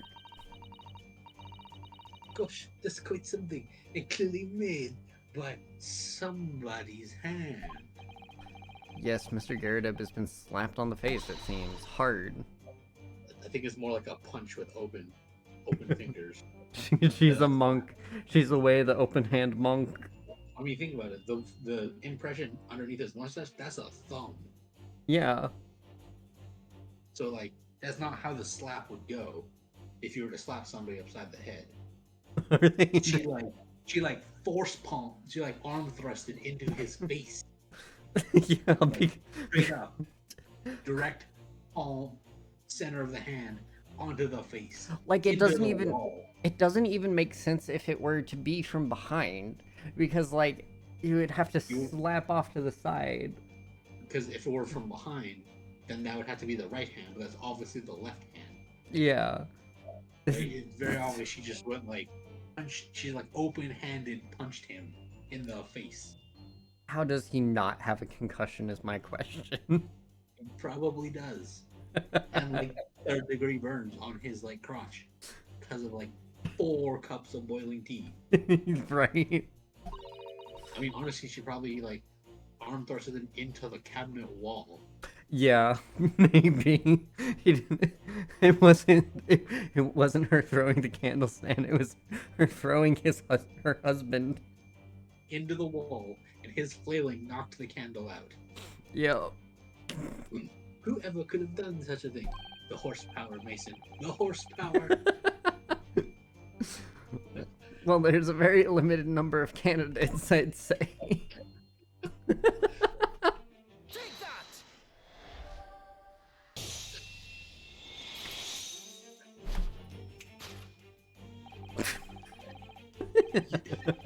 Jesus, man.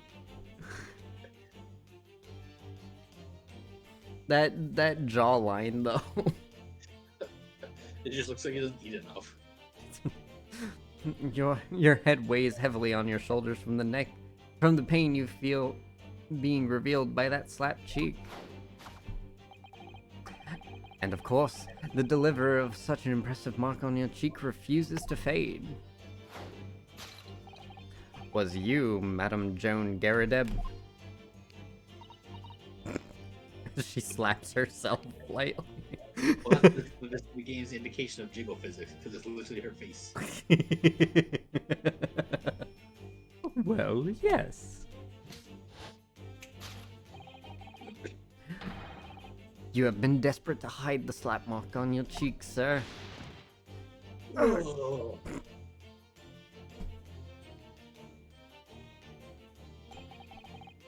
How the blazes? How did you work that out? What do you mean, how did we work it out? I saw it It's every literally tattooed to your face. every time the tea was poured on him. I'm like, is that a slap mark? You might as well have had a black eye the whole time. I know, right?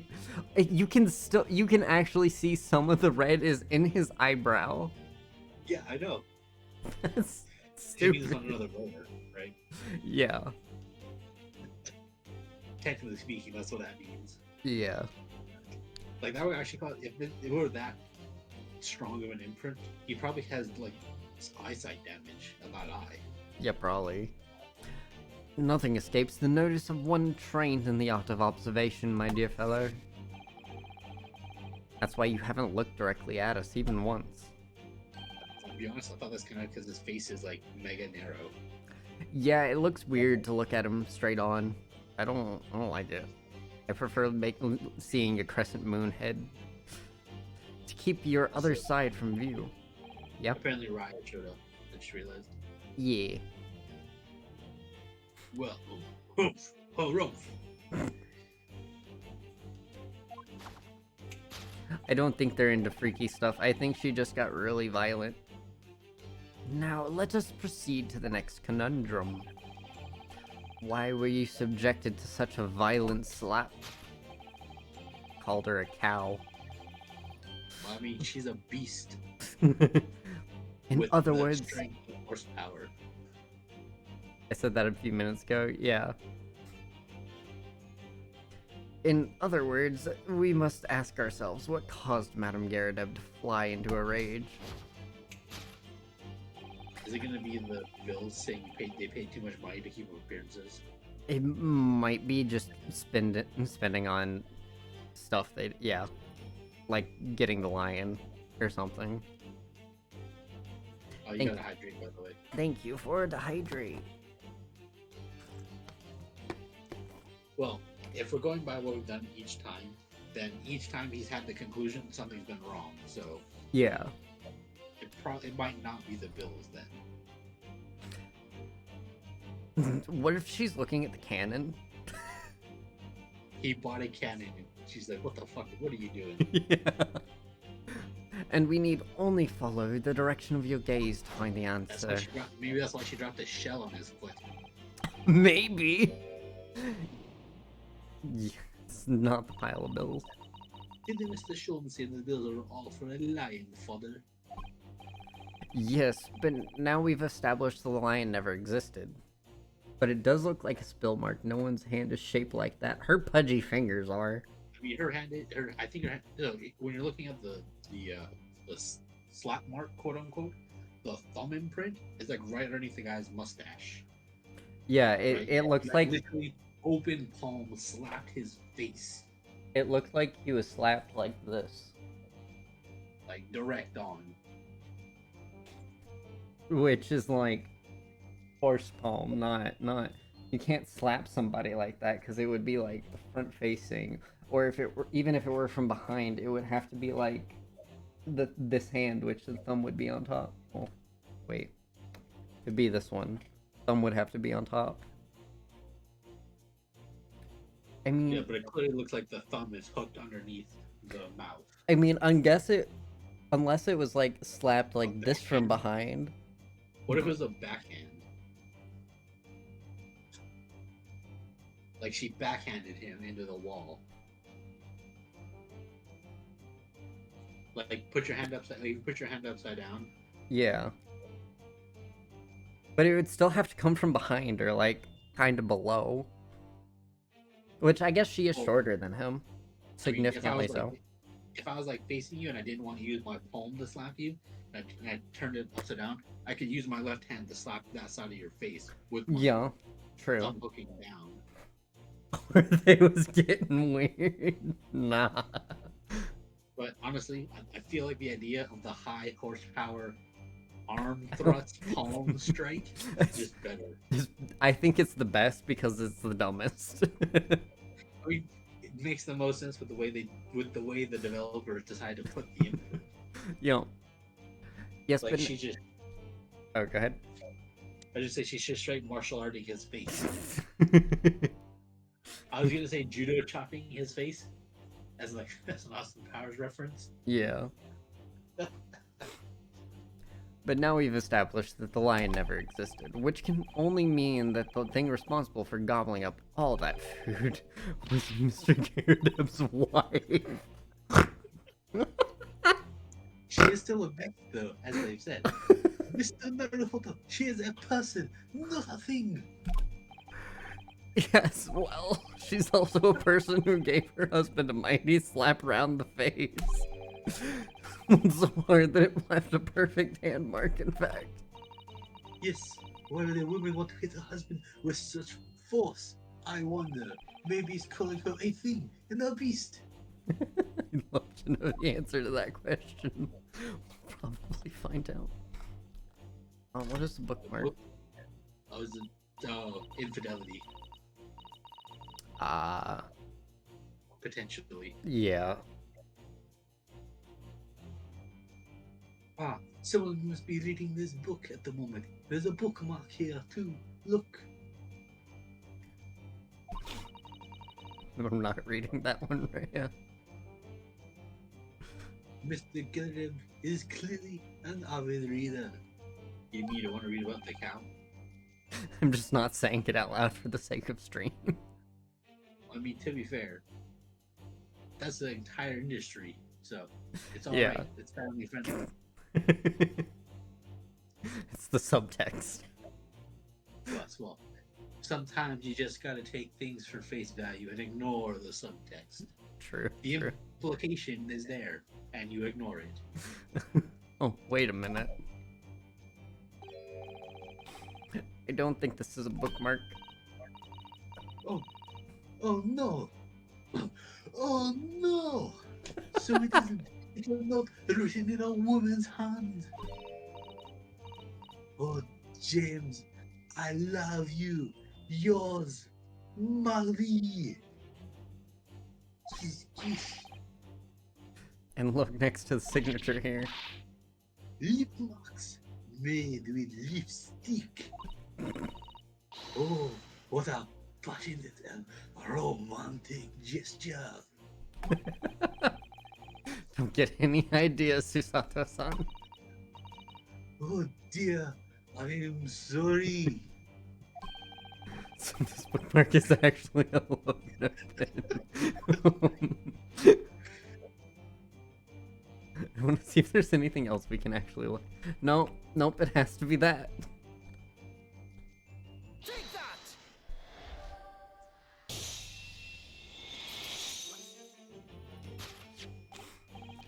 Yes, it is this love note that has given rise to the pain you suffer. Oh, James, I love you. Yours, Mary. Passionate indeed. She's gonna friggin' knock crap out of him again. But with the ring this time. She's gonna send him to the moon. Then his face can be one with the thing it resembles. Straight to the moon. Perhaps the sender of this note, a certain Miss Mary, is the fly in the ointment here. I don't know the ballet woman. You don't know her? That note wasn't written to me. It was just in that book. I don't know how it got there. Also, isn't his name John? Yeah. I think so. It was just in there, you say? That's right. That's what I've been saying. A likely story. Now listen here, Joan, old thing. I explained at the time. I bought the book at the second-hand place, and that note must have already been in there. So the previous owner of the book was using the note as a bookmark, you mean? I thought it was gonna Seconds. overflow. Seconds from disaster. Part of the infinite corridor. Now is the infinite teacup. Still going. That's right. That's what I've been saying. A likely story? For heaven's sake, woman, look at the name. It's written to James. My name, in case you've forgotten, is John. A likely story? Are you questioning my name now?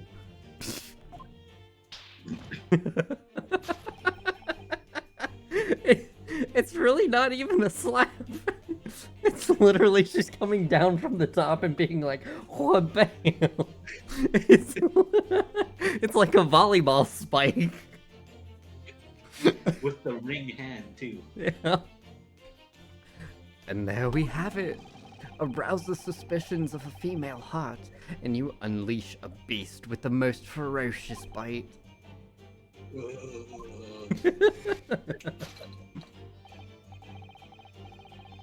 Now, in a final fit of rage, the ferocious beast carried out one last unimaginable attack. Unimaginable? The aftermath of which can clearly be clearly seen by observing the carpet over there. A very expensive woolen carpet, if I'm not mistaken. Oh, dearie me, what could have caused such a destructive outburst? You used the maid's voice just now on Chul's dialogue. It sounds like she's feigning ignorance. I'm sticking with it. Okay. Oh. This time, madam, I'm afraid it's you who has inadvertently revealed the truth to me. It's tea and not blood. I think it's blood, though, but it could be tea. I want to think it's blood. I mean, to be fair, the strength in which he's slapping his face It very well probably. could just be blood from his face. Your wandering eye has settled upon the answer very neatly indeed. Yes, to explain the dire state of the carpet, we need only look at the Tower of Cakes. But surely Mr. Garrett didn't eat that carpet. I don't know, she's pretty big.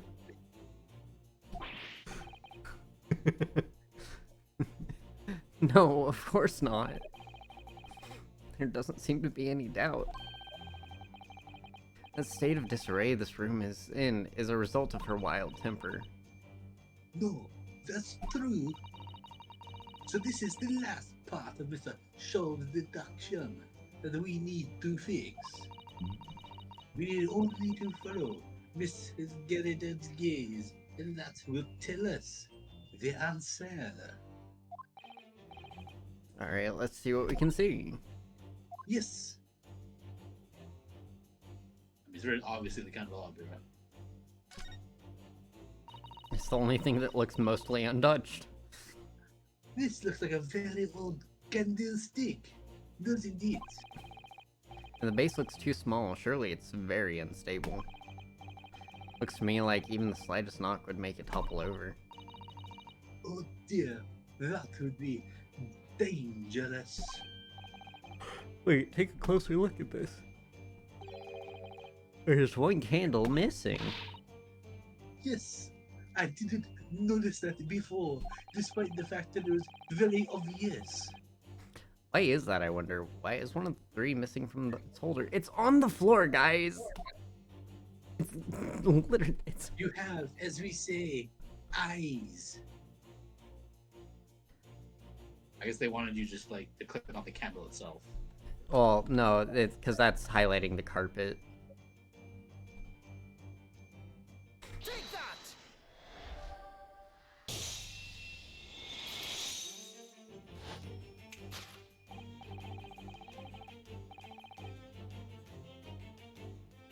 Yes, to explain the dire state of the carpet, we need only look at the candlestick. Oh no. Most illuminating, my dear fellow, and of course the only possible way out of this logical labyrinth. Yes, the remnants of a ferocious attack in which the carpet was devoured are clearly visible. Indeed they are. Oh, indeed they are. The scorch marks at the edge clearly give the truth away. Scorch marks. Scorch marks. Oh. My brain said Gyarados. That's the missus. It would appear this room was the scene of a little martial altercation.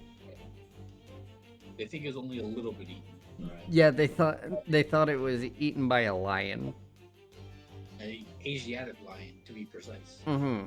That they had That to was sell then to a sold circus. the circus. Only because they was eating too much food, Mm-hmm. including wheat and tea. Mm-hmm. The explanation for the tea is that any living being that steps That foot comes on onto the British British soil just gets a drive for some good homeland tea. Afternoon tea. Yeah. Like, you step foot on British soil? Well, time for the afternoon tea and biscuits. Miss Gyarados' mighty arm muscles left an impression not only on her husband's face, but on the entire room. The force of her strike caused the candle to fall from the holder. Just the force from her strike alone. It didn't move his body into the wall. It just created a shockwave that went in that direction. I think it's funnier to have the idea that she like punched him in the face. He goes flying into the wall, shatters all the pottery, and knocks over the candelabra. Yeah. And in seconds, the carpet was alight and the whole corner of the room in flames. Yes, sir. For the most ferocious beast in this world is neither a violent lion nor a vengeful woman, but fire. Is this before or after the Great London Fire? It's late 1800s, so I don't know. When was the Great London Fire? Let me see. Did it get knocked off because they ran? I don't think they were partying with Funky Kong, if that's what you're asking. They were not having a good time. I'm pretty sure it was a fisticuffs match. I'm pretty sure it was one-sided. It was not a match. And in this room, that ferocious beast bared its claws and ran amok. 1666. So was the yes, Great London Fire. this is well after the Great London Fire. Yeah. Eloquently put, my dear fellow. So you see, there is but one conclusion here.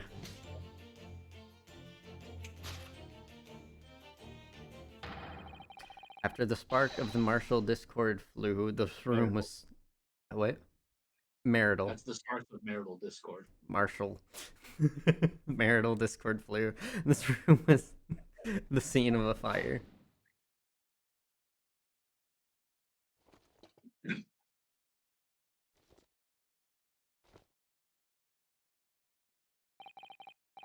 Mr. Shulman, sir, I salute you!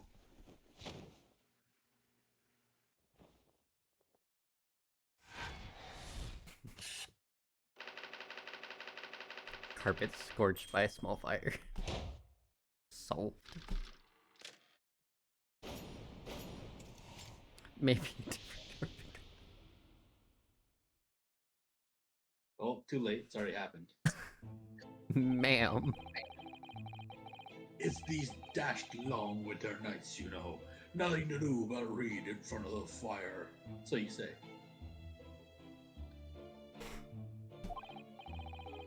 Luckily, there's a jolly good second-hand bookstore just around the corner.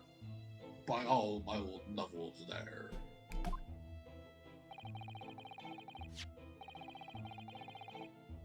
And in the pages of one particular novel, you discovered some rather illicit material. For which your wife admonished you harshly, it seems. Don't know about admonished. Demolished might be rather close to the mark. And beast is most certainly not. Here we go again. And the carpet, was that destroyed by fire when the candle fell on the floor? Afraid to say it was. Happened in the blink of an eye, you know. The whole place filled with smoke. Couldn't see a bally thing. I was caught between the old shit strag and the raging flames.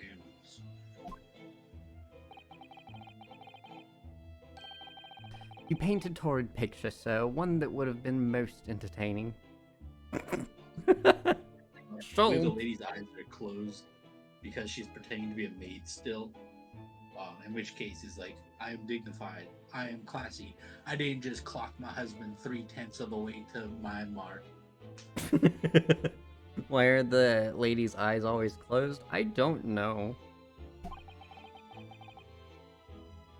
That's sympathy for you. Didn't take long for the fire to spread, of course. The ballet furniture started going up as well. We've had it to hide the mess behind that screen for the time being. Over there, Mr. Garadand.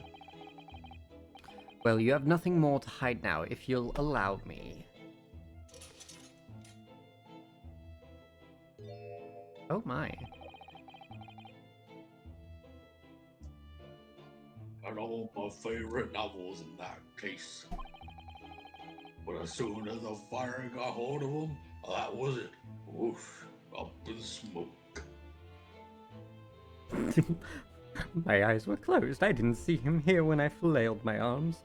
I saw nothing, Your Honor. Forward like this, and if you get hit, it's your own fault.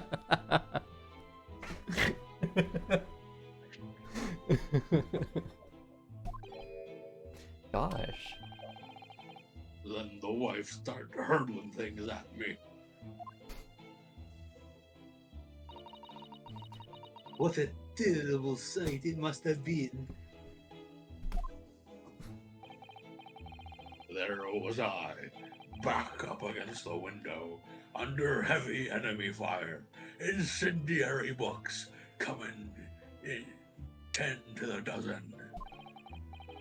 Worst of it is, I lost my favorite book called The Lion's Pride.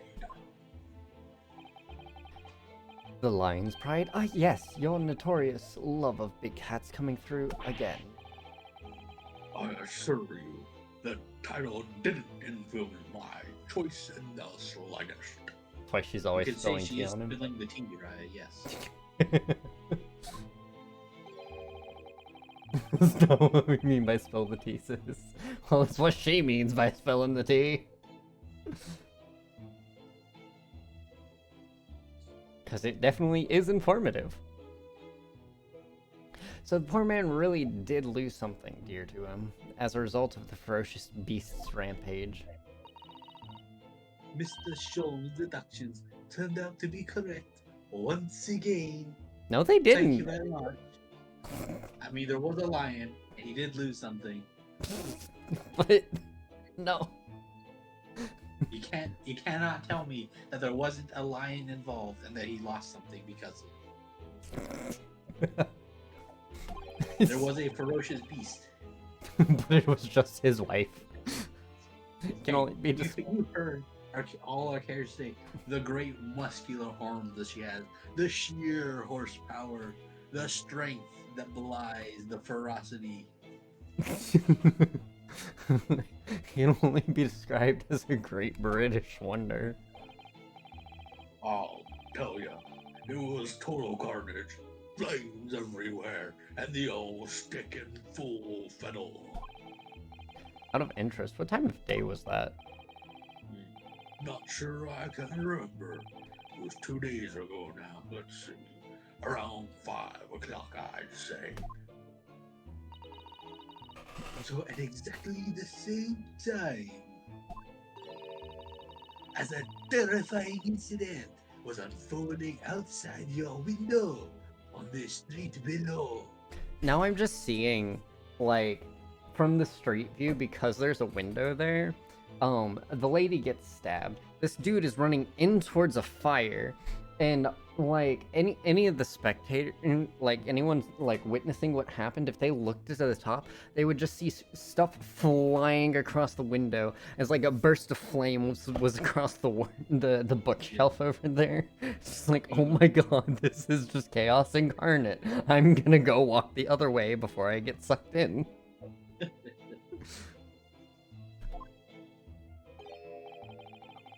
Even more terrifying on the inside, I can assure you. The whole of Bloody could have been flattened outside my window at that moment, and I wouldn't have noticed a dashed thing. Oh, really?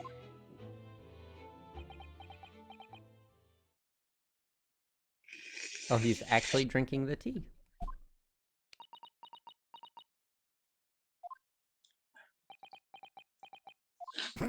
No one has anything to say.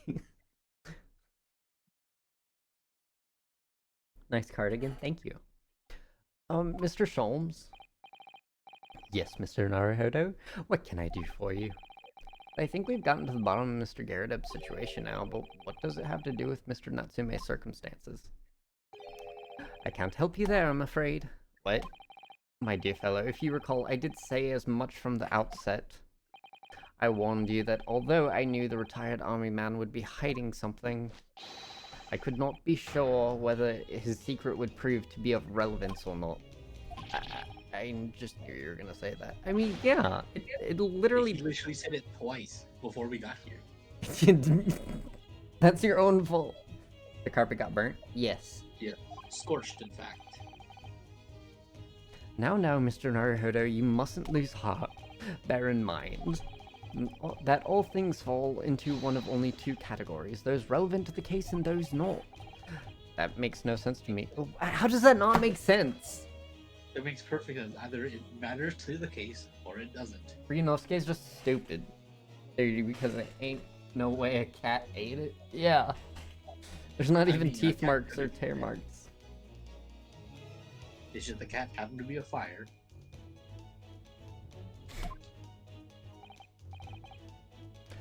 Well, no matter. It is of far greater importance that you make up your mind now. Sorry, visiting hours at the prison will soon be over. Oh no, is it that time already? If we are to accept Mr. Natsume's case, we have official paperwork to attend to. So that's it. No more time to think. Perhaps you'd like to betake yourselves to bidding us farewell now. I must prepare supper for Mr. Garrideb. Oh, yes. I'm so sorry. Thank you very much for your time. Soseki-san will be waiting for us, and I'm going to have to give him an answer. So if you say no, does it just like end the segment? You have to go to the prison. Yeah. So like, So, if they actually give you a choice of if you want to take the case or not, if you said no, it would just be like, bang, guilty. I don't know. sentenced to death. why did it take us here? I don't It's know. time, Mr. Someone wants to see Naruhodo. Robin Williams. Anyways, It is time, Mr. Naruhodo. We must hurry back to the prison. Yes, I know. Let's hail a care. Oh? What is the matter? It's like something's going on over there in front of the Garrideb's house. Garrideb. hey, Mwah. This guy. I know thee not, old man. Fall to thy prayers. What? Who are you calling an old man, you rum-looking ninny pimmy? Nimny Pimney? There are more things in heaven and earth, Horatio, than are dreamt of in your philosophy. Who's this Horatio fellow, eh? What are you on about? Excuse me. Yeah, what the? Who are you now? I am sorry. It looked as though there might be some problem here. And my associate here, Mr. Ryunosuke Naruhodo, is a lawyer, as you see. Yeah, a lawyer? What? If I can be of any assistance, I'd be happy to help. I'm from Japan, but I have studied English law. Fine, I'll be on my way for today. But you mark my words. This ain't over yet. Get thee to a nunnery. Do I look like a bloomin' nun to you? This guy.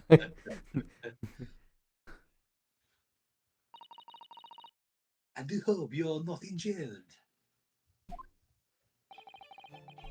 Oh, fair Eastern maiden, thou art so gentle. Thank you. He looks like a court jester. Yeah. What was that all about? There are more things in heaven and earth, Horatio, than are dreamt of in your philosophy. Wait, are we Horatio now? He's quoting something. He's quoting Shakespeare. Oh. I'm not That's what they Horatio always do, either. is quoting Shakespeare. Hmm. Forgive the inquiry, sir, but are you a lodger here in the Gavadem residence? Oh yeah, he did. He jumped out of a card. He is the jack of a suit. Or maybe the jack of all suits. He did jack that suit, I'll tell you that much.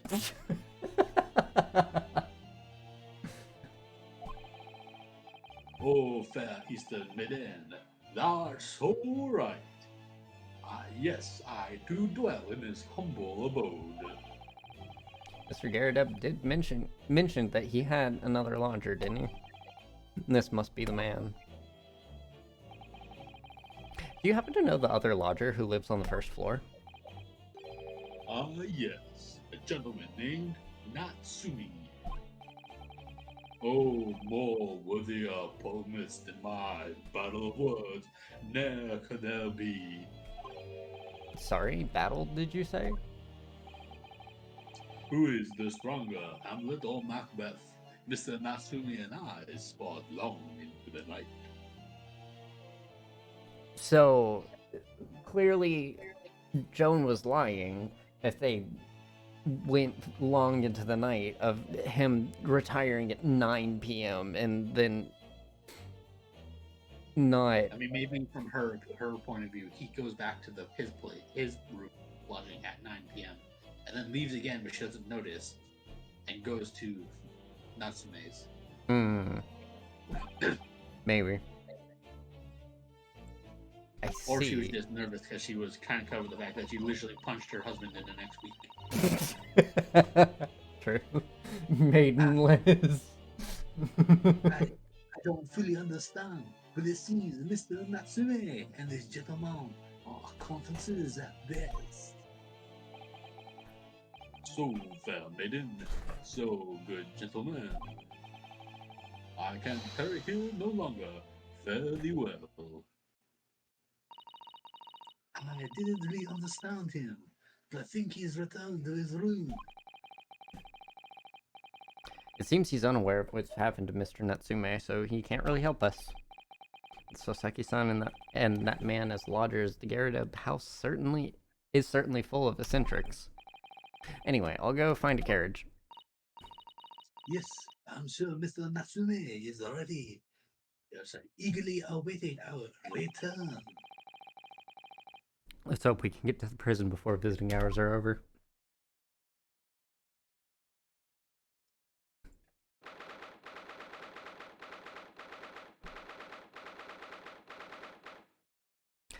19th of February, 6:31 p.m. Local prison, cell 9. Is this one of the ones I was doing? Yes. Okay.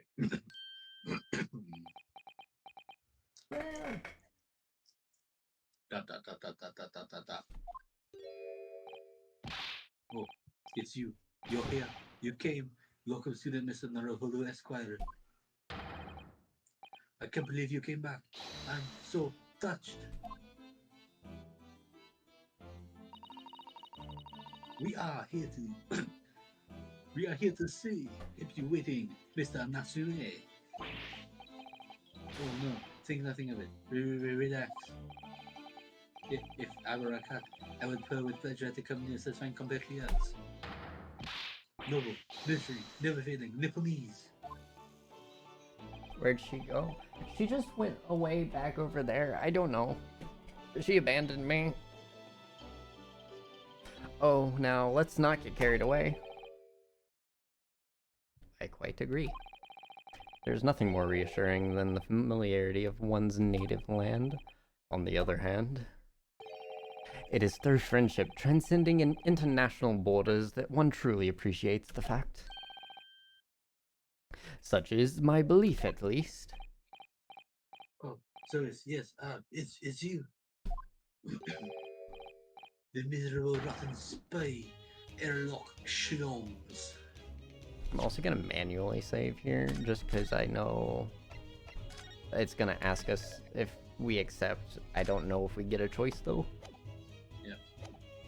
But that way we can say no and see what happens. Mr. Sholmes, what are you doing here? I have no interest of doing anything per se, save observing, of course. Whatever do you mean, Mr. Sholmes? Well, having encountered some curious reading material in that gloomful room, and having unmasked the secret identity of... Sorry. Oh. And having unmasked the secret identity of that eccentric pair. Thank you for the hydrate. I decided I should drop in on my way home to see how our divested friend is faring. Yeah, to be divested is to be removed from something. Ah. Like, I will divest you of that notion of what you believe in. Mm-hmm. I'll remove you from that notion. I see. Gloomful room. At least your accommodations here offers a window, my dear fellow. In that sense, it is the superior option. I think he's having withdrawals from not, like, scratching his cat. Probably. A sort of crack. Anyway, I must commend you on your taste in books. My day has been a delight. It cost me not a penny. Are you? How dare you? Airlock schloms.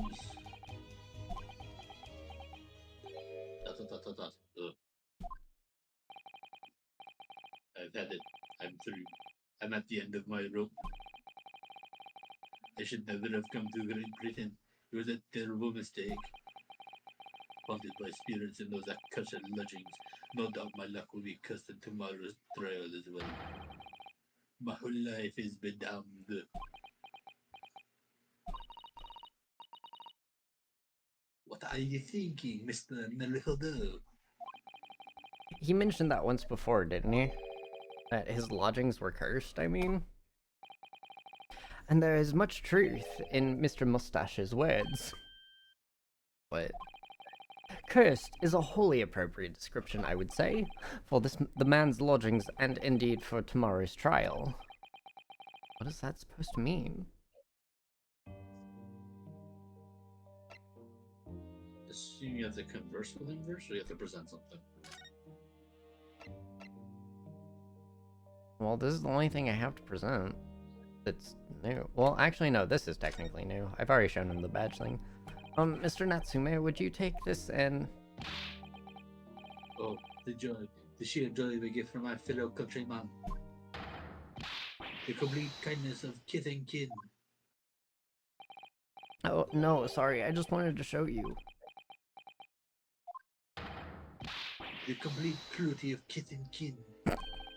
Oops.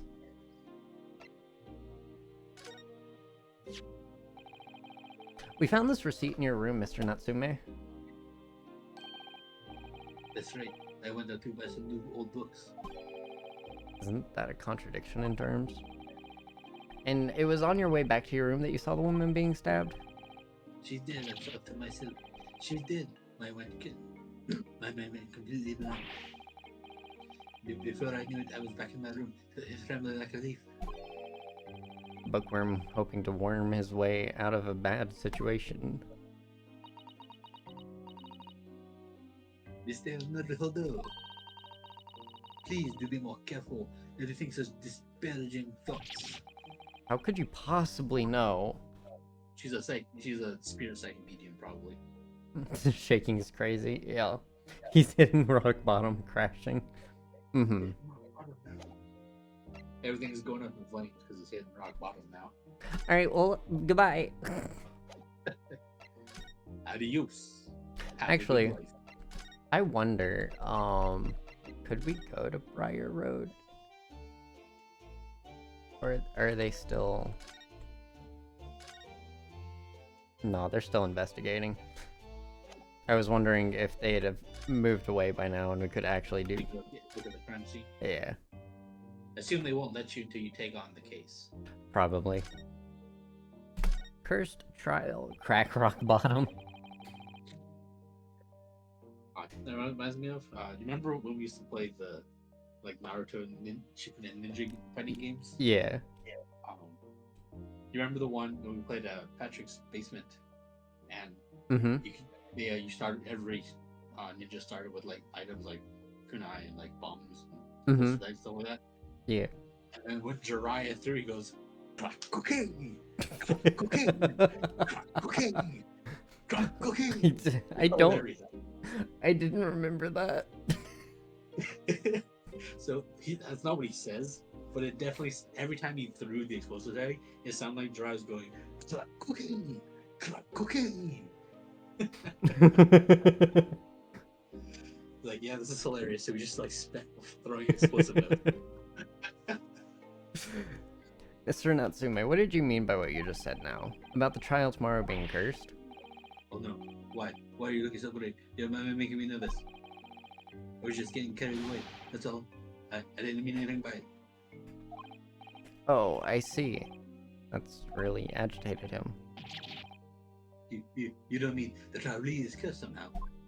I mean, given the prosecutor probably is.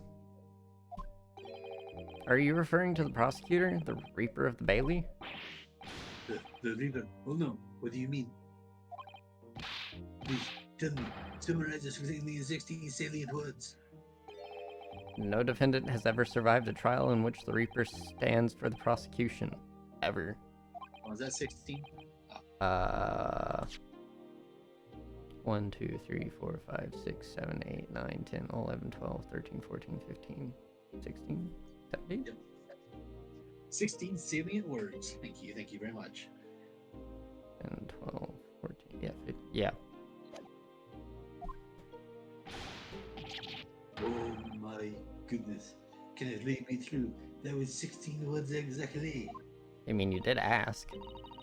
Yesterday, Mr. Naruhodo successfully defended someone against the Reaper. But then, after the trial was over, the defendant passed away in unusual circumstances. He died in the crime scene that had been carted into the courtroom. It went up in flames. Mr. McGill did. What? Ah, I'm impressed, Miss Susato. You have an eye for detail. Truly, the Lord Chief Justice told us. Mr. Sholmes, surely it can't be that having failed to have the accused convicted, Lord Van Zykes killed the man himself. Is he giving himself brain damage? Oh, he is giving I think himself he just brain gave damage. himself a hernia. Or hemorrhoids.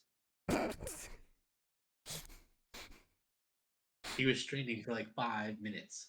In the third in the third Phoenix Wright game, there's a guy named Mr. Butzman who just is always talking about his hemorrhoids. Joy. Yeah.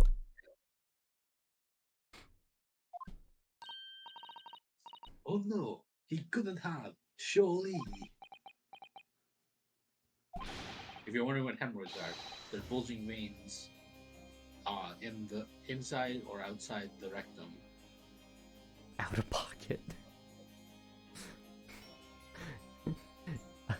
You have some wonderful notions. Sorry? The man isn't a mass murderer, he's a court prosecutor, my dear fellow. Oh, yes. Why, of course he is. Sorry, of course he is. Then why are you trying to scare me? It could be said, however, that the real truth about the man is even more terrifying than your hypothesis. Uh, What on earth do you mean by that? the repair. Van Zykes is a quite exceptional man. However, in London courts of law, exceptional does not equate to winning every case without exception. Ah, so that's good.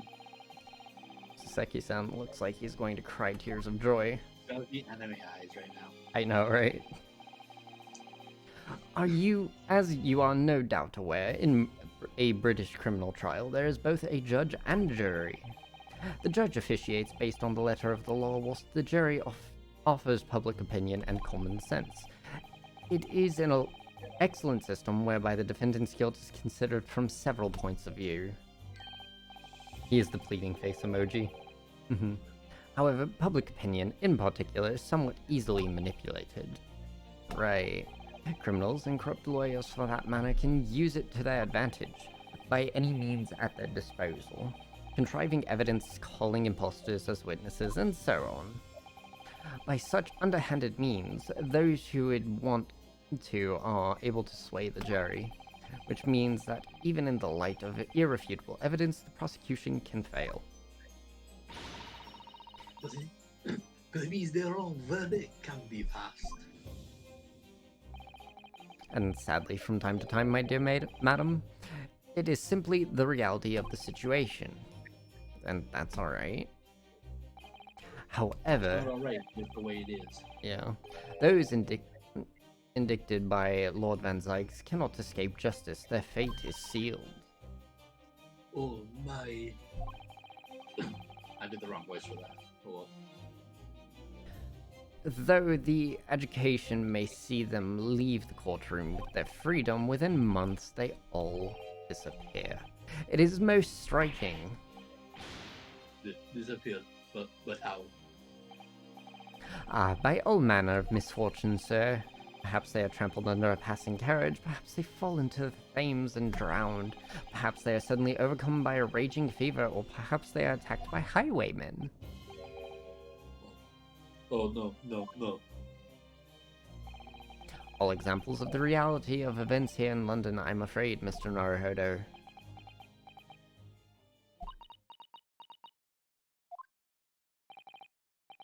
Oh, I knew it. And then Dodo Dunvo doomed. And tell me about your cursed lodgings. When you said accursed lodgings before, were you referring to your room at the Mr. Garridub's house, I assume? Do you mean to say you believe the place is cursed? It's been a year now since I came to Great Britain. But I'd only been in London a week before I started to notice strange feelings in myself. That didn't take long then. Everywhere I looked, there were foreign faces staring at me, laughing behind my back. I was sure people were talking about me. I started to become nervous about going outside. They were always staring at me, all the time, from dawn till dusk. So I shut myself away in my room, but even that didn't help. The fear wouldn't go away. You must have been very lonely, having been away from your homeland for so long. I have moved to a number of times, most recently to that room on Briar Road a week ago now. Yes, why did you choose there? It seems a little inconvenient. The rent is cheap. I have so little money. It appealed to me straight away. Of course, I asked why it was so affordable. The landlord just simpered and said, "The room is cursed." Oops. He quickly tried to cover his mistake, but it is too late. So I told him, "If you have something to say, then say it. But if not, don't mention it in the first place." Yes, well said. But it was true. It was all true. You mean the room really is cursed then? Ever since that moved into that windowless hellhole, my sleep has been plagued with nightmares. I wake feeling as though I am being choked to death. It's probably fumes, and the Yeah. room is not ventilated. And in my waking hours, people are stabbed in front of me as I walk down the street. I am branded a killer, thrown in prison. Nobody wants to know me. I am surrounded by scary, sinister spirits. If only there was someone, just one person on my side. I'm gonna save again here just because it's been a lot of dialogue. Yeah. Well, it's also 5 o'clock. Yeah, we should be coming up to the end of this. Yeah. We can get through this. So no one can no one find it in his or her heart to believe me. Really, no one at all. To believe, yes, to believe. Just gotta believe. Just gotta believe. Parappa, you just gotta believe. Mr. Sholmes? Me, Mr. Naruhodo? Pray, what can I do for you? It's about the case on the SS Buria, if you recall. The Buria. Ah, yes, that case. The one with the snake. Well, yes.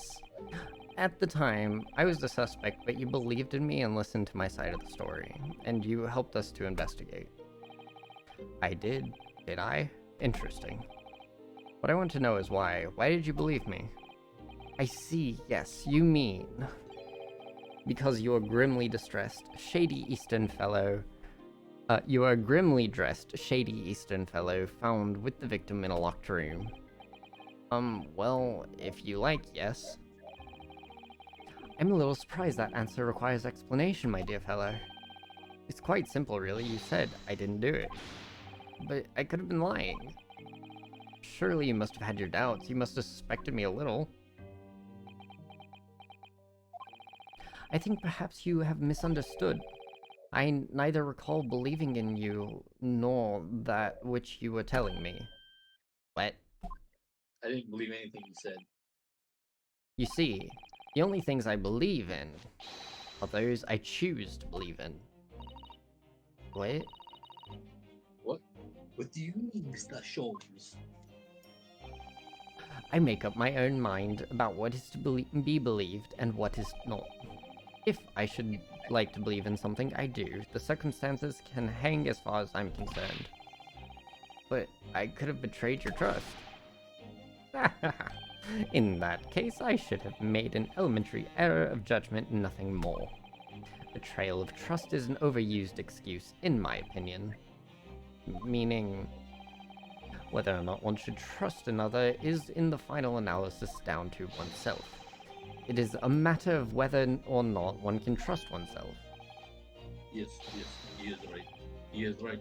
Locum student, Mr. Naruhodo Esquire. Whether or not I can believe myself? Defense lawyers... Who's this man, though? Oh, this is Kazuma. This is my best friend who died. A defense lawyer is only as good as his faith in his client. There you go. Thank you. And that comes down to how much faith he has in himself.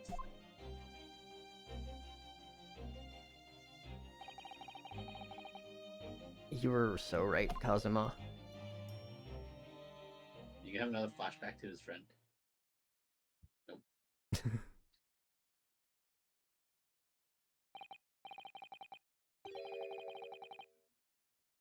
Well, my dear fellows, it is time we are leaving, I believe. I keep thinking it's gonna, like, Bring the thing up. give the choice, and it's not.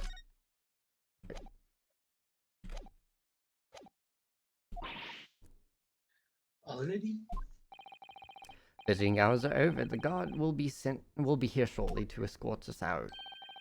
There is a restaurant near here that serves excellent trout. Would you care to join me?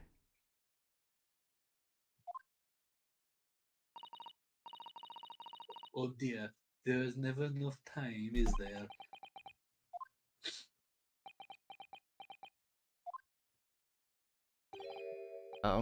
Mr. Natsume, if you'd like, in the trial tomorrow, I'd be happy to That's not a choice.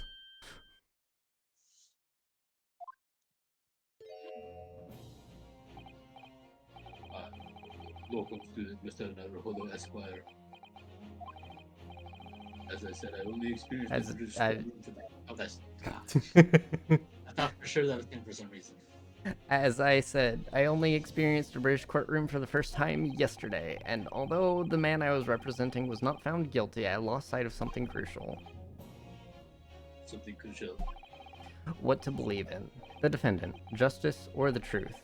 How to believe, even. But I think I finally worked it out. I've decided I must believe in myself above all else, to trust my instincts. Yes, Mr. Naruhodo. And my instincts are telling me that you, Mr. Natsume, are innocent of this crime. And it is imperative that we prove that in court. Local student Mr. Naruhodo Esquire. I will fight for your innocence until the bitter end with every weapon available to me. So I hope you'll permit me to represent you tomorrow. As I said when we first met, I'd like to entrust my fate to someone who will listen to me in my native tongue. Of course, Mr. Natsume. It would be fair to say, Mr. Naruhodo, that your mind was in many ways made up from the outset. You merely needed the events of today to fully realize it. Yes, I think you're right about that. It's been a roundabout journey, but I got there in the end. Why is that thing he remembers from today? I don't know. Miss Susato, Yes. would you be willing to stand by my side tomorrow and help me in court? Absolutement. As I said this morning, you may consider me your personnel judicial assistant.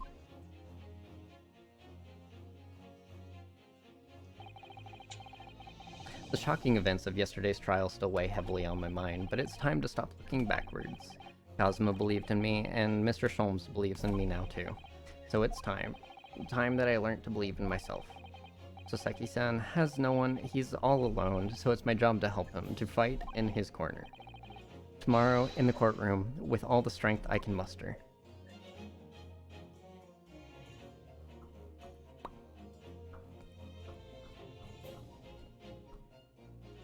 It's funny, this episode has had like 5 to be continued at this point, it feels like, and the other one literally just went the entire time. Yeah. There's a popping down the monkey.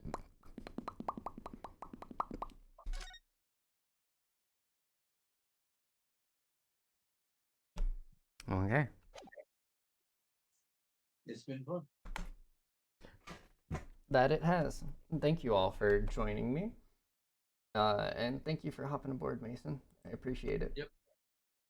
We Had a good time. see you all tomorrow. Because we're just going straight into the court case, I'm pretty sure I'm just gonna wake up tomorrow and we're gonna do this. Well, best of luck. Thank you. So I will see all of you next time. Have a wonderful rest of your time zone. Goodbye.